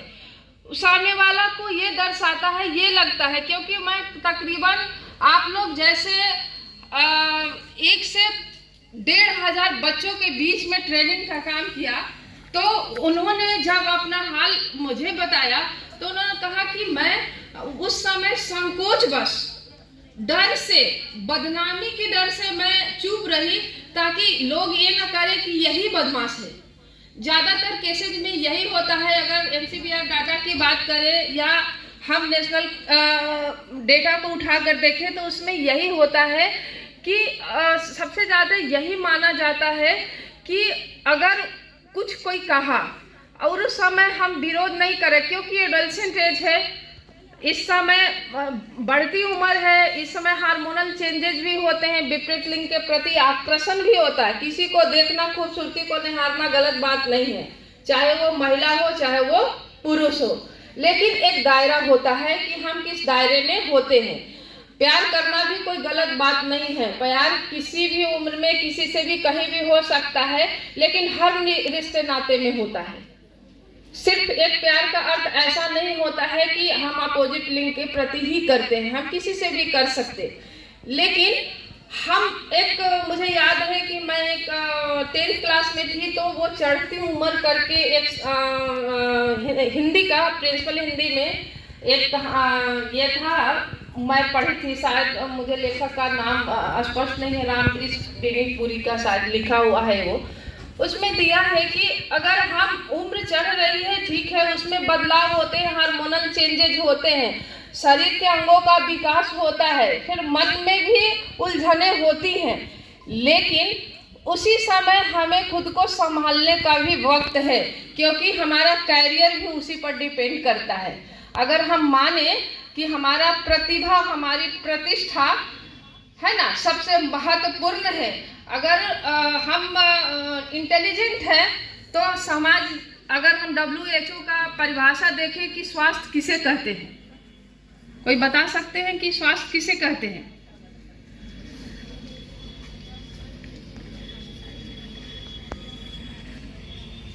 अगर कोई भी व्यक्ति शारीरिक रूप से, मानसिक रूप से, सामाजिक रूप से और आर्थिक रूप से भी, अभी एक जुड़ा है आध्यात्मिक रूप से भी।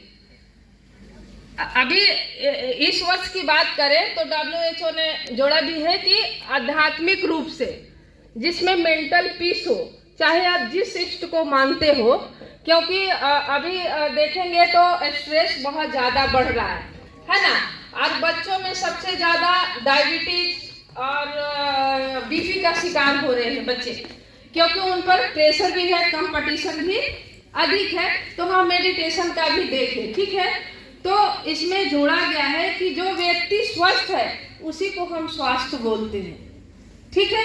हो सकता है कोई शारीरिक रूप से देखने से बहुत ही खूबसूरत दिख रहा है ना, बहुत ही स्मार्ट दिख रहा है और स्वस्थ भी दिख रहा है, वो भी कर कमजोर नहीं है, लेकिन वो मानसिक रूप से कम स्वस्थ नहीं है। हो सकता है कि वो आध्यात्मिक रूप से स्वस्थ नहीं है, हो सकता है कि वो सामाजिक रूप से स्वस्थ नहीं है। तो ये सबसे बड़ी बात है कि हम जहाँ रहते हैं या जहाँ हम पढ़ाई कर रहे हैं, जहाँ कुछ कर रहे हैं, तो हम ऐसी चीजों को ना करें जो कि हमारे प्रतिष्ठा का हनन हो, है ना। अगर कोई बात ऐसी हो भी रही है, कोई अनजाने में हमारे साथ हो भी रहा है या किसी के द्वारा किया भी जा रहा है, तो जिस पर आप विश्वास करते हैं कि हमारी बात को कॉन्फिडेंशियल रखेगा और वो सही सलाह देगा, चाहे वो परिवार के सदस्य हो सकते हैं, माता हो सकती है, पिता हो सकते हैं, भाई हो सकता है ना, बहन हो सकती है, भाभी हो सकती है, कोई दूर की रिश्तेदार हो सकती है, दोस्त हो सकते हैं, उनसे आप जरूर शेयर करें, तो आपको वो सही सलाह भी देंगे। हो सकता है कि जो आपके दोस्त हैं आप ही की उम्र के हैं, तो आपको सही सलाह देने में वो सक्षम नहीं है, तो अपने माँ से जरूर चर्चा करें। और यहाँ पे अभिभावक गण भी हैं, जो हम लोग भी हमारे भी बच्चे हैं, तो हम लोगों की भी कोशिश होनी चाहिए कि हम अपने बच्चे से मैत्रीपूर्ण व्यवहार करें, एक ऐसे माहौल रखें ताकि हमारे बच्चे खुल के हमसे बात करें। अगर दायरा को बहुत सीमित रखेंगे तो बच्चे जो उनके साथ हो रहे हैं, या शारीरिक बदलाव की बात करें, या कहीं सामाजिक कुछ हुआ है, या कहीं उसको पढ़ने लिखने में समस्या हो रही है, तो हमसे वो खुल के बात नहीं करेगा। बच्चों को भी चाहिए कि जो भी परेशानी है, माँ बाप से बड़ा दोस्त कोई नहीं होता। लेकिन अभी क्या होता है, इस एज में माँ बाप पर ट्रस्ट नहीं होता है ना। लगता है कि वो हमेशा मुझे डांटेंगे ही, ये बोलेंगे तो गलत है। ये होता है, हम सबके साथ भी हुआ है। जितने भी यहाँ पे बैठे अधिकारी गण हैं, जैसे पदाधिकारी गण हैं या टीचर्स हैं, वो सबके साथ हम लोग भी उस एज से गुजरे हैं जो आप गुजर रहे हैं। एक डर होती है, एक झिझक होती है, लेकिन बात करके देखें, वो सही सलाहकार साबित होंगे। चाहे कोई बच्चा पापा से ज्यादा अटैच होता है, कोई बच्चा मम्मी से ज्यादा अटैच होता है, हो सकता है कि कोई बड़ी भाभी है उससे ज्यादा अटैच होंगे। आप उनसे अपनी समस्या को खुलकर बात करें, चाहे वो शारीरिक परेशानी से लेकर हो, या पढ़ाई के दरमियान हो, या कहीं कुछ ऐसा महसूस हो रहा है कि जो हमारे साथ हो रहा है वो सही नहीं है, ये गलत हो रहा है, तो आप चर्चा करके देखें, आपको समस्या का समाधान मिलेगा। किसी ऐसे व्यक्ति पर विश्वास न करें जो अनजान है, जो आपके मौके का गलत फायदा उठा रहा हो। वो ज्यादातर मामलों में ऐसा देखा गया है कि वो गलत ही फायदा उठा रहा है। एक बच्ची थी जो अस्पताल में आई थी, वो 14 साल की थी, ठीक है, नाम कभी भी डिस्क्लोज नहीं किया जाता है, गोपनीय है, लेकिन हम उदाहरण के तौर पर घटना को चर्चा जरूर कर सकते हैं। वो बच्ची थी और उसकी सहेली थी, वो दोनों प्रतिदिन खेलने के लिए कहीं जाती थी। जो बच्ची की मैं बात कर रही हूँ, वो बच्ची थोड़ी मानसिक रूप से थोड़ा सा कमजोर थी, ठीक है, लेकिन वो अपने सहेली के साथ हर दिन खेलने जाती थी।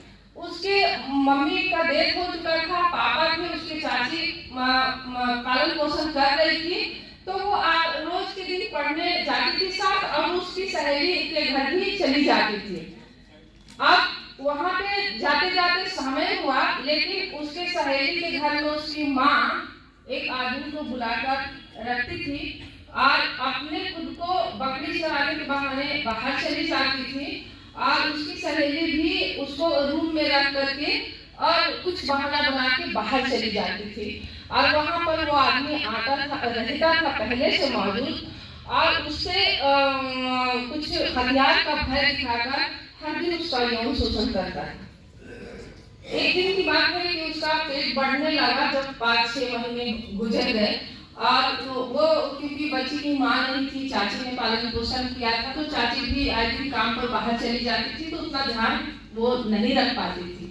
जब उसका पेट बढ़ने लगा, पूरा जब अस्पताल में आई थी तो पूरा शरीर स्वेलिंग था, पैर भी बहुत स्वेलिंग था, अब मैं उस समय वहाँ मौजूद थी, क्योंकि हमारा काम था कि वैसे मामलों को काउंसलिंग करना रहता था। वहाँ पर देखा डॉक्टर भी बहुत भीड़ भाड़ था, सिस्टर लोग भी थे, सब लोग अपने अपने कामों में बिजी था। जब ऐसे मामले आते हैं तो वहाँ पर थोड़ा लोगों का कान खड़ा हो जाता है, क्या हुआ है क्या है, लोग पूछना चाहते हैं, जानना चाहते हैं। तो हम लोगों ने, जो हमारी टीम थी, हम लोग जो वहाँ पे काम कर रहे थे अस्पताल में, सभी लोगों को हटाया, अकेले रूम में रखा। फिर इस पर डॉक्टर भी बोलती नहीं, ये लोग तो ऐसे हमेशा भाग जाने वाला ही मामला आता है, क्योंकि आए दिन ही आता है, ये लोग भाग करके शादी कर लेते हैं, वही मामला होगा। मैंने कहा नहीं मैम, ये कुछ और ही मामला लगता है, ये पुलिस को भी हटा करके बात करने की आवश्यकता है, क्योंकि पुलिस हमेशा हावी होते हैं कि जल्दी से काम कीजिए, जल्दी से चले जाते हैं। ठीक है, हटाया, बातचीत किया, तब पुलिस भी बताई कि बच्ची ने कुछ भी नहीं कहा, किसी के बारे में नहीं कुछ बताया। फिर मैंने जब काउंसलिंग की बात की तो उसने अपने लहजे में साफ साफ सारी बयान की कि मेरे साथ क्या हुआ है। उसने बताया कि हर दिन मुझे वो इशारों में बताया कि इतना बड़ा औजार था, एक यहाँ सटाता था और मेरे यहाँ पे रखता था, और मुझे ले जा करके धमकी देता था कि तुम्हारा जो भतीजा है, जो चाची का पोता था, उसको मार देंगे, तुम्हारे पापा को मार देंगे और भाई को मार देंगे। और हमारे साथ बहुत बड़ा उम्र का आदमी था जो शोषण करता था, उसका नाम भी बताया, और वो आदमी शादीशुदा था, 3 बच्चे की बाप भी था। तब जाकर के उसका पूरा मेडिकल प्रोसीजर पूरा हुआ, एमसी करवाई, उसका आयरन कैल्शियम, क्योंकि बच्ची 14 साल की थी, 6 महीना का हो गया था, गर्भ 6 महीना से ऊपर था, उसका अबॉर्शन भी नहीं हो सकता था, तो इसलिए उस बच्ची का पूरा से ख्याल रखा गया, क्योंकि तब तक ना कोई टीटी का टीका लगा था, ना आयरन कैल्शियम, कुछ भी नहीं हुआ था, क्योंकि ऐसे मामले में कोई ध्यान देते नहीं है। बच्ची को जब जान मारने की नौबत आई तब वो घर में बताई कि हाँ मेरे साथ फलना ने ऐसा, क्योंकि इतना डराया था को नाम ही नहीं बताना चाहती थी। उसको लगता था बता दूंगी फिर उसको मालूम होगा चाची को मार देगा, भतीजा को मार देगा, भाई बाप को मार देगा, तो हम क्यों बताएं। तो पंचायत में बताया कि वो फलना मेरे साथ ऐसा किया था। फिर जाकर के उसका सदर अस्पताल में ही प्रसव हुआ, एक बच्ची का जन्म हुआ, पूरा मेडिकल डीएनए टेस्ट वगैरह सब चीज़ हुए, तब जाकर के आज के बच्ची, फिर वो उसके ही रिश्तेदार एक गोद ले लिए कानूनी रूप से, और वो अभी बच्ची ठीक है। उसका कहना था कि मैं उस बच्ची को बढ़ता हुआ देख सकती हूँ, तो मुझे आसपास में ही कहीं रखा जाए। तो अभी मैडम के तरफ से था कि एम्बुलेंस मिलता है ना, तो वो मिला उसको, और बच्ची अच्छी है अभी। मेंटली रूप से तो माने तो जरूर कमजोर हो भी गई है, क्योंकि उसके साथ ऐसा हादसा बहुत दिनों तक हो रहा था, तो अभी रिकवरी हो रही है। मैं वहाँ से वो था उधर की घटना, तो मैं वहाँ से ट्रांसफर होकर इधर आ गई हूँ, तो अभी मुझे नहीं पता कि वो कैसी है। ठीक है, तो ऐसी घटनाएं होती है। मेरा कहने का अर्थ ये था कि इस तरह की भी घटनाएं होती हैं, तो अगर क्यों ना हम शुरू में ही, जिस दिन शुरुआत हुई है ना, एकदम से तुरंत नहीं हो जाता है, कुछ जिस दिन शुरुआत हुआ, अलग कहीं अनजान जगह है, अनजान लोग हैं, और वो कुछ महसूस हो रहा है, तो तुरंत अपने सगे संबंधी, अपने कम से कम एटलीस्ट माँ को तो जरूर बताए, या जो जिस पर आप विश्वास करते हैं उसको जरूर बताए।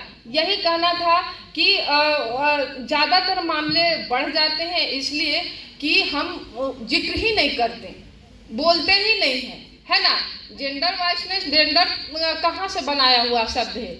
हम क्या ये बायोलॉजिकल है या सामाजिक है?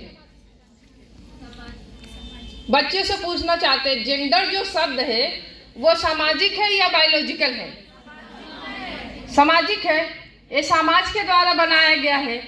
जेंडर, अगर हम सेक्स की बात करें तो ये बायोलॉजिकल है, जिसमें महिला और पुरुष हैं, है ना, इसको चेंज नहीं किया जा सकता। लेकिन जेंडर को तो हम चेंज कर सकते हैं, क्योंकि ये हमारा समाज का बनाया हुआ एक ढांचा है, ढर्रा है, जिसमें एक दायरा है ना। समाज तय करता है कि इसमें क्या करना चाहिए महिलाओं को और क्या करना चाहिए पुरुषों को। तो ये था हमारा कहना। अगर कोई बच्ची जो है अगर कुछ भी अनुभव शेयर करना चाहती हैं या कुछ बताना चाहती हैं, कुछ कहना चाहती हैं तो प्लीज जरूर बोल सकती हैं। अलग कमरे में बात कर, हाँ, अलग भी जगह पर बात कर सकती हैं। और आप सबसे बड़ी अच्छी बात है कि सामने में ही डेले से है ना। अगर बात करें कोर्ट की तो आपके सामने में है, मैम भी सामने रहते हैं और यहाँ पे आप जरूर बात कर सकते हैं। हर कार्यालय में भी बात करें तो कार्य sexual harassment at work place का कमेटी भी बना हुआ है। सर यहाँ भी बना हुआ होगा। समिति का निर्माण होना अनिवार्य है ना। ये समाज कल्याण विभाग के द्वारा भी गाइडलाइन जारी किया गया है और उसके साथ साथ है कि इसकी अवेयरनेस भी होना चाहिए ताकि अगर कोई कुछ किसी के साथ हो रहा है तो वो अपने कार्यस्थल पर भी वो समिति में जो आंतरिक शिकायत समिति है उसमें वो एप्लीकेशन दे सकते हैं ताकि वो कमेटी के जो सदस्य हैं इसकी जांच कर सके कि बात क्या है ना। 90 दिन के अंदर इसमें जरूर आवेदन शिकायत दर्ज करा सकते हैं। Thank you very much. मेरा इतना ही। अच्छे सुझावों का और एक थ्रेड बेयर एनालिसिस जो होता है सब्जेक्ट का उसको आपने किया। और अभी हमारे बीच में कुछ नए अतिथिगण आए हैं, हम उनका भी स्वागत करते हैं। उसमें एक तो हमारे मित्र हैं, क्लासमेट हैं, जो साथ साथ पढ़े हैं और दूसरी है महिला मैम है, एडवोकेट हैं, वो अब तो जा रही हैं, वो हमारे मित्र की पत्नी है। वो चर्चा करती हैं और उसमें एक कैरेक्टर है जो ब्लैक है। दुनिया में ये ब्लैक और वाइट का जो रेशियल डिस्टिंक्शन है बड़ा नामी है। आज भी अमेरिका में देखिएगा या दूसरे वेस्टर्न कंट्रीज में देखिए कि एशियंस हैं या अफ्रीकन्स हैं, खास करके लड़कियों के साथ में उनका आज भी संबंध अच्छा नहीं रहता है और यौन शोषण से लेकर के अब दूसरे टाइप के जो शोषण होते हैं, अत्याचार होते हैं, वो भी करते। तो वो इवन की 19वीं सदी तक अमेरिकन सोसाइटी जो आज हम कहते हैं कि वो सुपर पावर है, उसकी स्थिति क्या थी वो एलिस वॉकर अपने नोवेल में द कलर पर्पल में बहुत बढ़िया से उसको डिफाइन करती हैं। और एक ब्लैक लेडी है, लड़की है, उसका शोषण अपने ही घर के पिता के द्वारा होते रहता है। ये सबसे आश्चर्य की बात है। और वो सबसे शिकायत भी करती है, लेकिन उसी कड़ी में उसके चाचा भी आ जाते हैं और बाकी सब। मतलब ये समझिए कि उस बेचारी लड़की का क्या होता है नहीं होता है ये हम आप इमेजिन नहीं कर सकते, लेकिन एलिस वॉकर ने उसको बहुत ही संजीदगी के साथ में उसको इंटरप्रेट किया है। तो इन्हीं चंद शब्दों के साथ में मैं अब आमंत्रित करना चाहूँगा,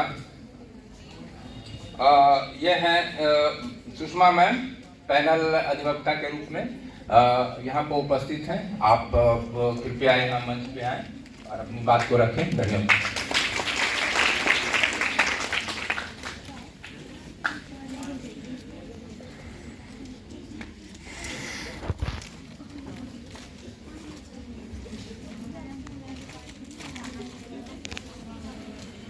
विद्यालय के माननीय प्रिंसिपल साहब, मंच पे आसीन हमारी DLSA की सेक्रेटरी रचना मैम जो कि अपर जिला में सत्र न्यायाधीश भी हैं, मंच पे बैठी हमारी एक सहयोगी सीमा मैम, सोशल वर्कर बीना मैम और यहाँ उपस्थित कुछ अधिवक्तागण जो कि हमारी एक महिला साथी भी हैं और इस कक्ष में उपस्थित इस कॉलेज के सारे शिक्षक, मीडियाकर्मी, बच्चियों, आप सबों का इस जागरूकता कार्यक्रम में हार्दिक अभिनंदन है। DLSA की ओर से मैं सारे उपस्थित यहाँ जो भी अतिथिगण हैं, बच्चियाँ हैं, उन सबों का मैं हार्दिक स्वागत करती हूँ। सबसे पहले तो आप लोगों को जो फोल्डर मिला है उसको पढ़िए, उसे समझिए। टैली लॉ से संबंधित जानकारी है और उसमें ये भी जानकारी दी गई है कि पुलिस अगर गिरफ्तार करने आती है तो गिरफ्तार करने से पहले ड्यूरिंग ट्रायल और उसके बाद के अधिकार आपके क्या हैं, उसे भी जानने की चीज़ है, उसे भी पढ़ें। और साथ ही साथ उसमें भारत में जो महिला सशक्तिकरण से संबंधित कानून है उसके बारे में भी शॉर्ट में बहुत सारी जानकारी दी गई है। ये विधिक सेवा प्राधिकार जो है रूप में मुझे यहाँ बुलाया गया है। तो ये जो विधिक सेवा प्राधिकार से जो विधिक सहायता मिलती है वो सारी जानकारी तो आप लोगों के पास है। किन किन मामलों में नहीं मिलेगी थोड़ा सा मैं बताना चाहती हूँ। अब जैसे आर्थिक अपराध से संबंधित मामलों में विधिक सहायता ऑफ कोर्ट की अवमानना की कार्रवाई में विधिक सहायता आपको नहीं मिलेगी। बात हो रही है महिला सशक्तिकरण की। मैं समझती हूँ कि इस हॉल में बैठी जितनी महिलाएं बच्चियां हैं, नॉलेज जो है वो एक पावर है। ज्ञान जरूरी है हम सबों के लिए, लेकिन उस ज्ञान का उपयोग हम कहाँ तक कर पाते हैं ये देखना जरूरी है। शिक्षित तो बहुत से लोग हैं जो कि अपराध कर बैठते हैं। क्या उनका माइंड डेवलप नहीं होता है या उनकी शिक्षा सिर्फ कागजों तक ही सीमित रहती है? मैं एक घटना बताना चाहती हूँ जो कि 1996 का है। जो बात हो रही है महिलाओं के विरुद्ध जो असॉल्ट होते हैं 354, 376, बहुत सारी चर्चाएं हो चुकी हैं। तो 1996 में एक प्रियदर्शनी मुट्टू का केस सबों ने टीवी पे देखा होगा कि वो लॉ कर रही थी, जम्मू कश्मीर से बिलोंग करती थी, दिल्ली में लॉ कर रही थी। और वहीं पे एक लड़का संतोष सिंह नाम का वो भी लॉ कर रहा था, वो भी एडवोकेट बनने वाला था। लेकिन उसके फादर बहुत बड़े IPS अधिकारी थे। वो प्रियदर्शनी मुट्टू का पीछा करता था। कई बार उन्होंने कंप्लेन कराई और उनके माता पिता ने भी कंप्लेन रजिस्टर करवाया। होता क्या था, क्योंकि IPS अधिकारी थे उसके पिता जो कि अपराधी था। घर आई तो वो लड़का आया, कॉल बेल बजाया और उसे कहा कि मैं तुमसे माफी मांगना चाहता हूँ, मुझे अंदर आने दो। यहाँ पे आप सब एक गौर कीजिएगा कि जिस लड़के की या जिस मर्द की आपके प्रति गलत नियत हो गई है एक बार और आप उसके खिलाफ कंप्लेन कर चुकी हैं, उसकी बातों में कभी मत आइए। उससे अलर्ट रहने की जरूरत है। मैं डरने को नहीं कह रही हूँ, लेकिन अलर्ट रहने की जरूरत है ताकि हमारे साथ अपराध ना हो। उसकी गलती क्या हुई कि उन्होंने दरवाजा खोला, अंदर आके वो उसका रेप किया। इतना ही नहीं, हीटर के वायर से उसके गले को स्ट्रैंगुलेट किया और यानी उसके मतलब मौत तक उसको सजा वही दे दिया, मौत की सजा। गुनाह क्या था उस बच्ची का? उसका गुनाह यही था कि वो एक लड़की थी और उसका कोई गुनाह नहीं था। और उसके बाद वो खिड़की से भाग गया। उसका नौकर जब आया तो देखा कि दरवाजा बंद है, खुल नहीं रहा है। तब उसने आसपास के लोगों को बुलाया और दरवाजा तोड़ा गया तो उसकी डेड बॉडी मिली।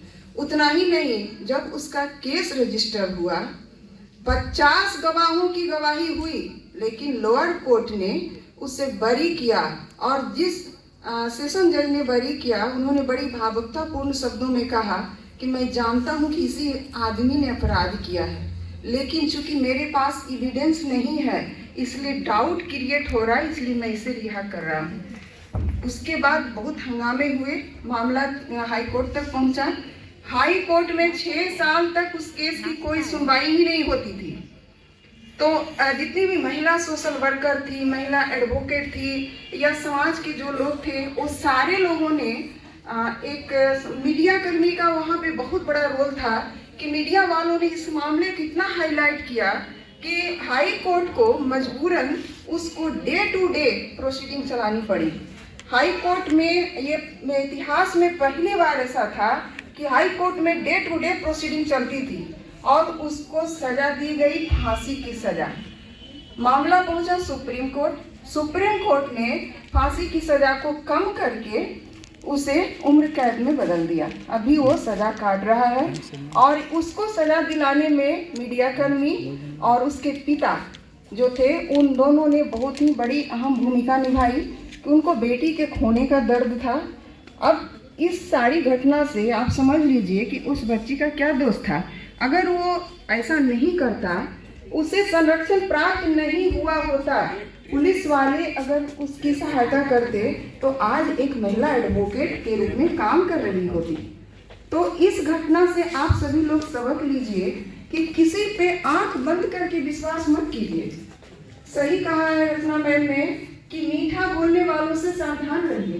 प्रशंसा सबको अच्छी लगती है, मेरी कोई तारीफ करे तो मुझे भी अच्छा लगता है, लेकिन हर चीज का एक लिमिटेशन होता है।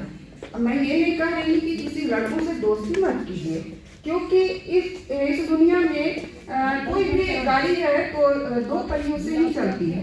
कहीं ऐसी आवश्यकता होती है कि पुरुष से मुझे सहायता लेनी पड़ती है, लड़कों से सहायता लेनी पड़ती है, लेकिन उसका एक दायरा होना चाहिए। लिमिटेशन पार कीजिएगा तो आपके साथ घटनाएं होंगी, क्योंकि आज का समाज जो है वो किसी न किसी रूप में आप पे हावी होना चाहता है। हमारा समाज क्या है? पैट्रियार्कल सोसाइटी है, सत्तात्मक समाज में। और इसे भी घर में भी देखिए तो पिता की भूमिका को हम माना जाता है, माता की भूमिका तो नगण्य हो जाती है। लेकिन अब जो है धीरे धीरे बदलाव आया, महिलाओं से संबंधित बहुत से कानून आए और महिलाओं में जागृति फैली है। लेकिन इस जो भी जागृति है, जो भी अधिकार दिए गए, जो भी कानून बनाए गए हैं, उससे सीख लेने की जरूरत है कि हम उसका दुरुपयोग ना करें। ऐसा होता है कि झूठे मामले भी आ जाते हैं। कोई बात हुई ना, कोई जमीनी विवाद है और कोई महिला खड़ी हो गई कि मेरा ब्लाउज फाड़ दिया, मेरा साड़ी खींच लिया, जबकि वहाँ ऐसी घटना होती ही नहीं है। तो इन सब चीज़ों से भी हमें बचना चाहिए, क्योंकि गलत गलत है, सही सही है। ट्रायल की जो व्यवस्था होती है, कहीं ना कहीं पता चल ही जाता है कि आप झूठ बोल रहे हैं। तो आप अपने समाज में भी इस चीज़ को फैलाइए कि कोई भी झूठा एलिगेशन नहीं लगावे।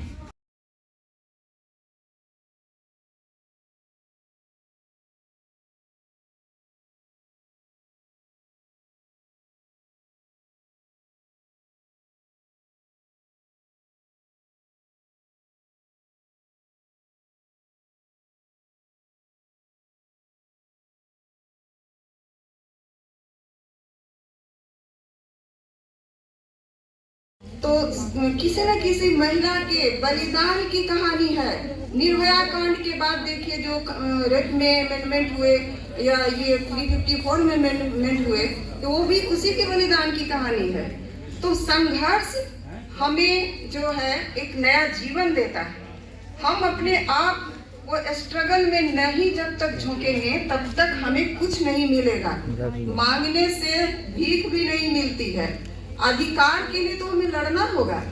तो किसी समाज में आप लोग ये देखिए कि किसी के साथ कहीं कोई अपराध हो रहा है, कोई बच्ची के साथ कोई कांड हो गया, तो आपको उस बच्ची से घृणा करने की जरूरत नहीं है। घृणा कीजिए उस अपराधी से, उसके खिलाफ आवाज उठाइए, उस बच्ची के माता पिता को भी समझाइए इस बच्ची का क्या दोष है। जनरली लोग कहते हैं कि उसी को घृणा की दृष्टि से देखते हैं, उसे छोड़ देते हैं कि जाओ, मैंने 100% नहीं 99% बच्ची का ही दोष मानते हैं लोग कि नहीं इस बच्ची का ही दोष होगा।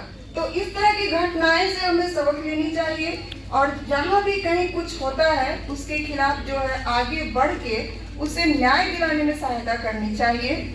और इसके लिए हमारा डीएनएसए है, जहाँ उस तरह की कोई भी घटनाएं आपको समझ में आती हो तुरंत इन्फॉर्म कीजिए और डीएनएसए से हर संभव सहायता मिलती है। लड़ने के लिए वकील फ्री ऑफ कॉस्ट मिलता है, कंपनसेशन की भी सुविधा है। और इस तरह से बहुत सारी जो बातें हैं वो बहुत सारी बातें आ गई हैं। एक जो बातें बच गई है मैं बताना चाहती हूँ। चाइल्ड मैरिज जो है वो कानून आया 1929 में पहली बार आया था, लेकिन वो कारगर नहीं हुआ। बाद में फिर वो कानून आया। अब चाइल्ड मैरिज में जो लड़कियों की आयु है 18 साल, लड़कों की आयु 21 साल। तो अगर 21 साल का कोई मेजर लड़का कोई माइनर से शादी करता है तो वो भी उसे पनिशमेंट मिलेगा। उसे पनिशमेंट 2 साल तक सजा और 1 लाख रुपए तक का फाइन है। और कोई उसको एवेट कर रहा है, उसका लिंग भेदभाव नहीं होगा। 21 जो है लिबर्टी है, जिसमें जीने के लिए स्वतंत्रता है। और इसी के तहत 19 जो आर्टिकल है उसके संबंध में जैसे गिरफ्तारी के समय होता है कि हथकड़ी नहीं लगाना है, महिलाओं को हथकड़ी नहीं लगाया जाएगा, सूर्यास्त के बाद और सूर्योदय से पहले किसी की गिरफ्तारी नहीं होगी। अगर बहुत ही जरूरत है, कोई 302 के क्रिमिनल है, महिला घूम रही है, उसे अरेस्ट करना जरूरी ही है, तो वहाँ के मजिस्ट्रेट से परमिशन लेनी होगी। महिला पुलिस अधिकारी की उपस्थिति में ही उसकी गिरफ्तारी होगी।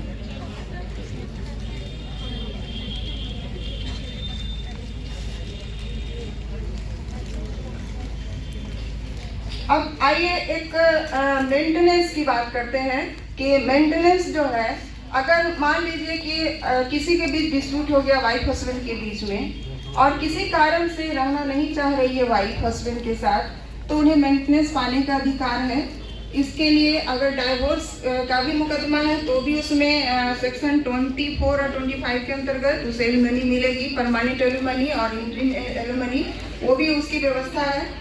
शाहबानो का केस आप सबों ने सुना होगा। शाहबानो मुस्लिम महिला थी, उनके पति एक एडवोकेट थे और एडवोकेट साहब ने तलाक 3 बार कह के उसे तलाक दिया, दूसरी महिला से शादी कर ली, उसे घर से निकाल दिया 4 बच्चों के साथ। वो महिला इतनी हिम्मत जुटाई कि 62 साल की उम्र में उसने केस दर्ज किया अपने एडवोकेट पति के खिलाफ। वकील साहब थे, वो तो अपना दाव प्रपंच खूब रचे कि इससे हमें छुटकारा मिले, लेकिन अंत में सुप्रीम कोर्ट में जब मामला गया, वो महिला हिम्मत नहीं हारी और सुप्रीम कोर्ट में मामला गया तो सुप्रीम कोर्ट ने कहा कि नहीं, 125 जो है वो मुस्लिम महिलाओं पे भी लागू होगा और उन्हें मेंटेनेंस दिलाया गया। मेंटेनेंस वकील साहब को देना पड़ा। मैं ये बताना चाहती हूँ, इतनी सारी केसेस जो भी है कि हर चीज में महिला आगे आई है तभी बदलाव हुआ है। तो आप सभी लोग आगे आइए, तभी बदलाव संभव है। और ये जो डर है कि कोई लड़का कुछ बोल देगा, कुछ कर देगा, अपने आप को इतना मजबूत बनाइए कि वो आपकी तरफ देखने से पहले अपने आप से परमिशन ले कि क्या मैं इसकी तरफ घूरूं, गलत निगाह से देखूं या नहीं देखूं। तो उसकी आत्मा उसे अगर कहेगी तो देखेगा, नहीं तो नहीं देखेगा। इस तरह से आप अपने आप को मजबूत बनाइए। उसके किसी भी अपराधी के मन में डर पैदा कीजिए कि वो अपराध करने के पहले 10 बार नहीं 1000 बार सोचे। तो इस तरह से महिलाओं के पक्ष में बहुत कानून है। अगर आप लोगों को कुछ पूछना है तो आप लोग कुछ पूछ सकते हैं, मैं बताती हूँ। किसी के मन में कोई क्वेश्चन हो तो बताइए। क्योंकि हमारे सोच है, अगर हम सोच को बदलेंगे तो लिविंग रिलेशनशिप की नौबत ही नहीं आएगी।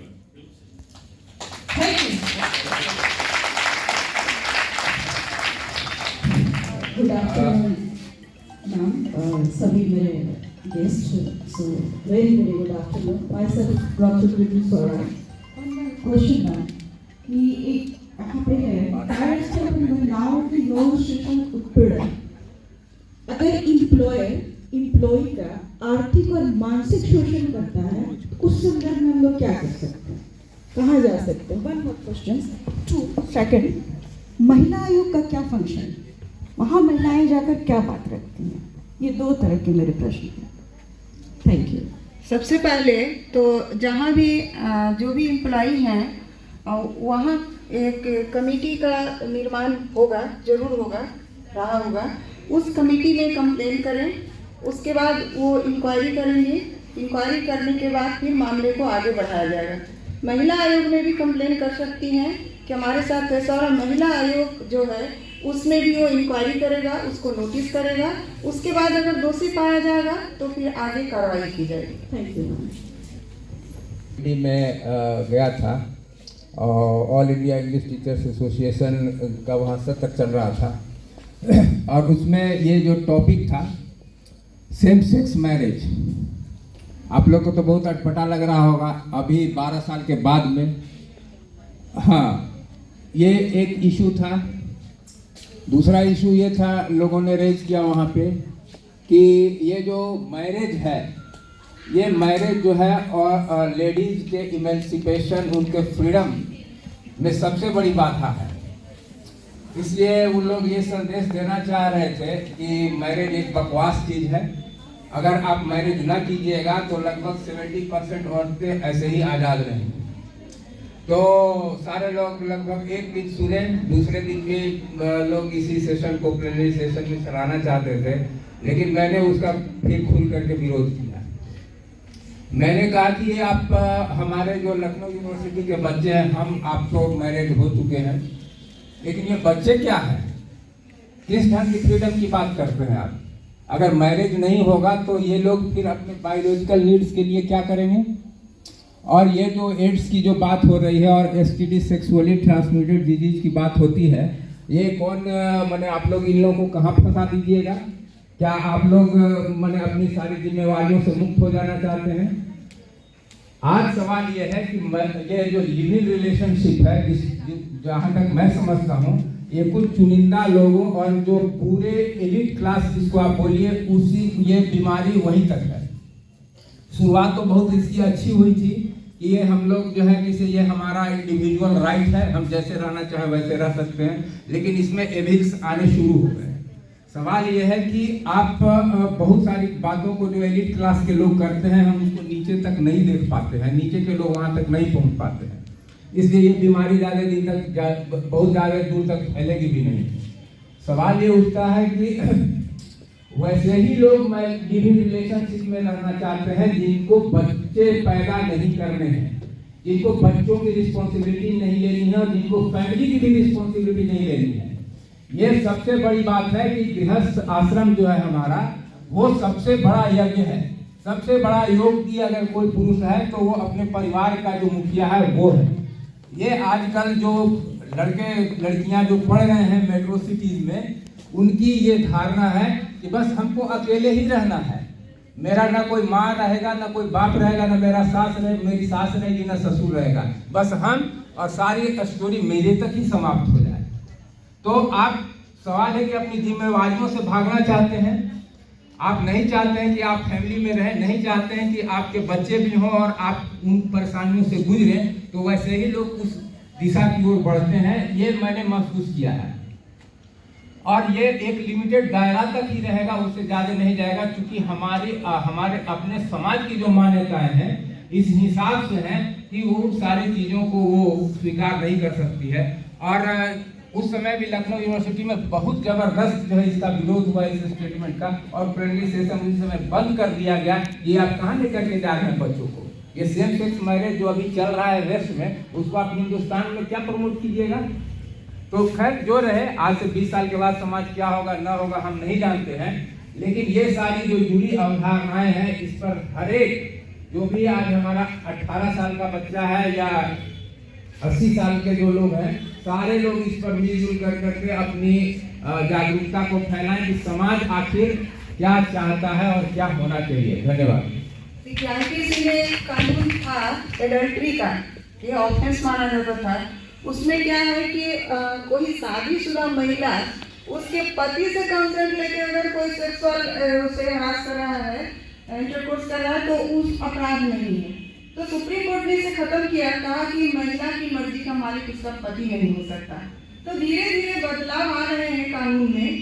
तो इस तरह से आप लोग देखते हैं कि शुरू से ही किस तरह से महिला ट्रीट किया जाता है। अगर शादी हुई तो उसकी मर्जी का मालिक पति होगा। मैं ये नहीं कह रही कि पति पत्नी के बीच कोई इससे डिस्प्यूट बढ़े, पति और पत्नी दोनों एक गाड़ी के दो पहिए हैं, लेकिन आप जिस तरह से अपनी स्वतंत्रता चाहते हैं उसी तरह अपनी वाइफ को भी दीजिए, उसकी भी मर्जी को सुनिए, तभी तो आप आपस की गाड़ी चल पाएगी आपके जीवन की। पैनल एडवोकेट्स हैं हमारे और महिला जज महोदया हैं, उन लोगों की बातों को हम लोगों ने सुना और हम समझते हैं कि इन लोगों ने भी ये चर्चा आप लोगों के साथ में इसलिए किया कि एजुकेशनल इंस्टीट्यूशंस में ही अवेयरनेस प्रोग्राम्स को चलाया जाना चाहिए, क्योंकि आप लोग कहीं ना कहीं जागृत अवस्था में हैं, इसीलिए महाविद्यालयों की चौखट तक आए हैं।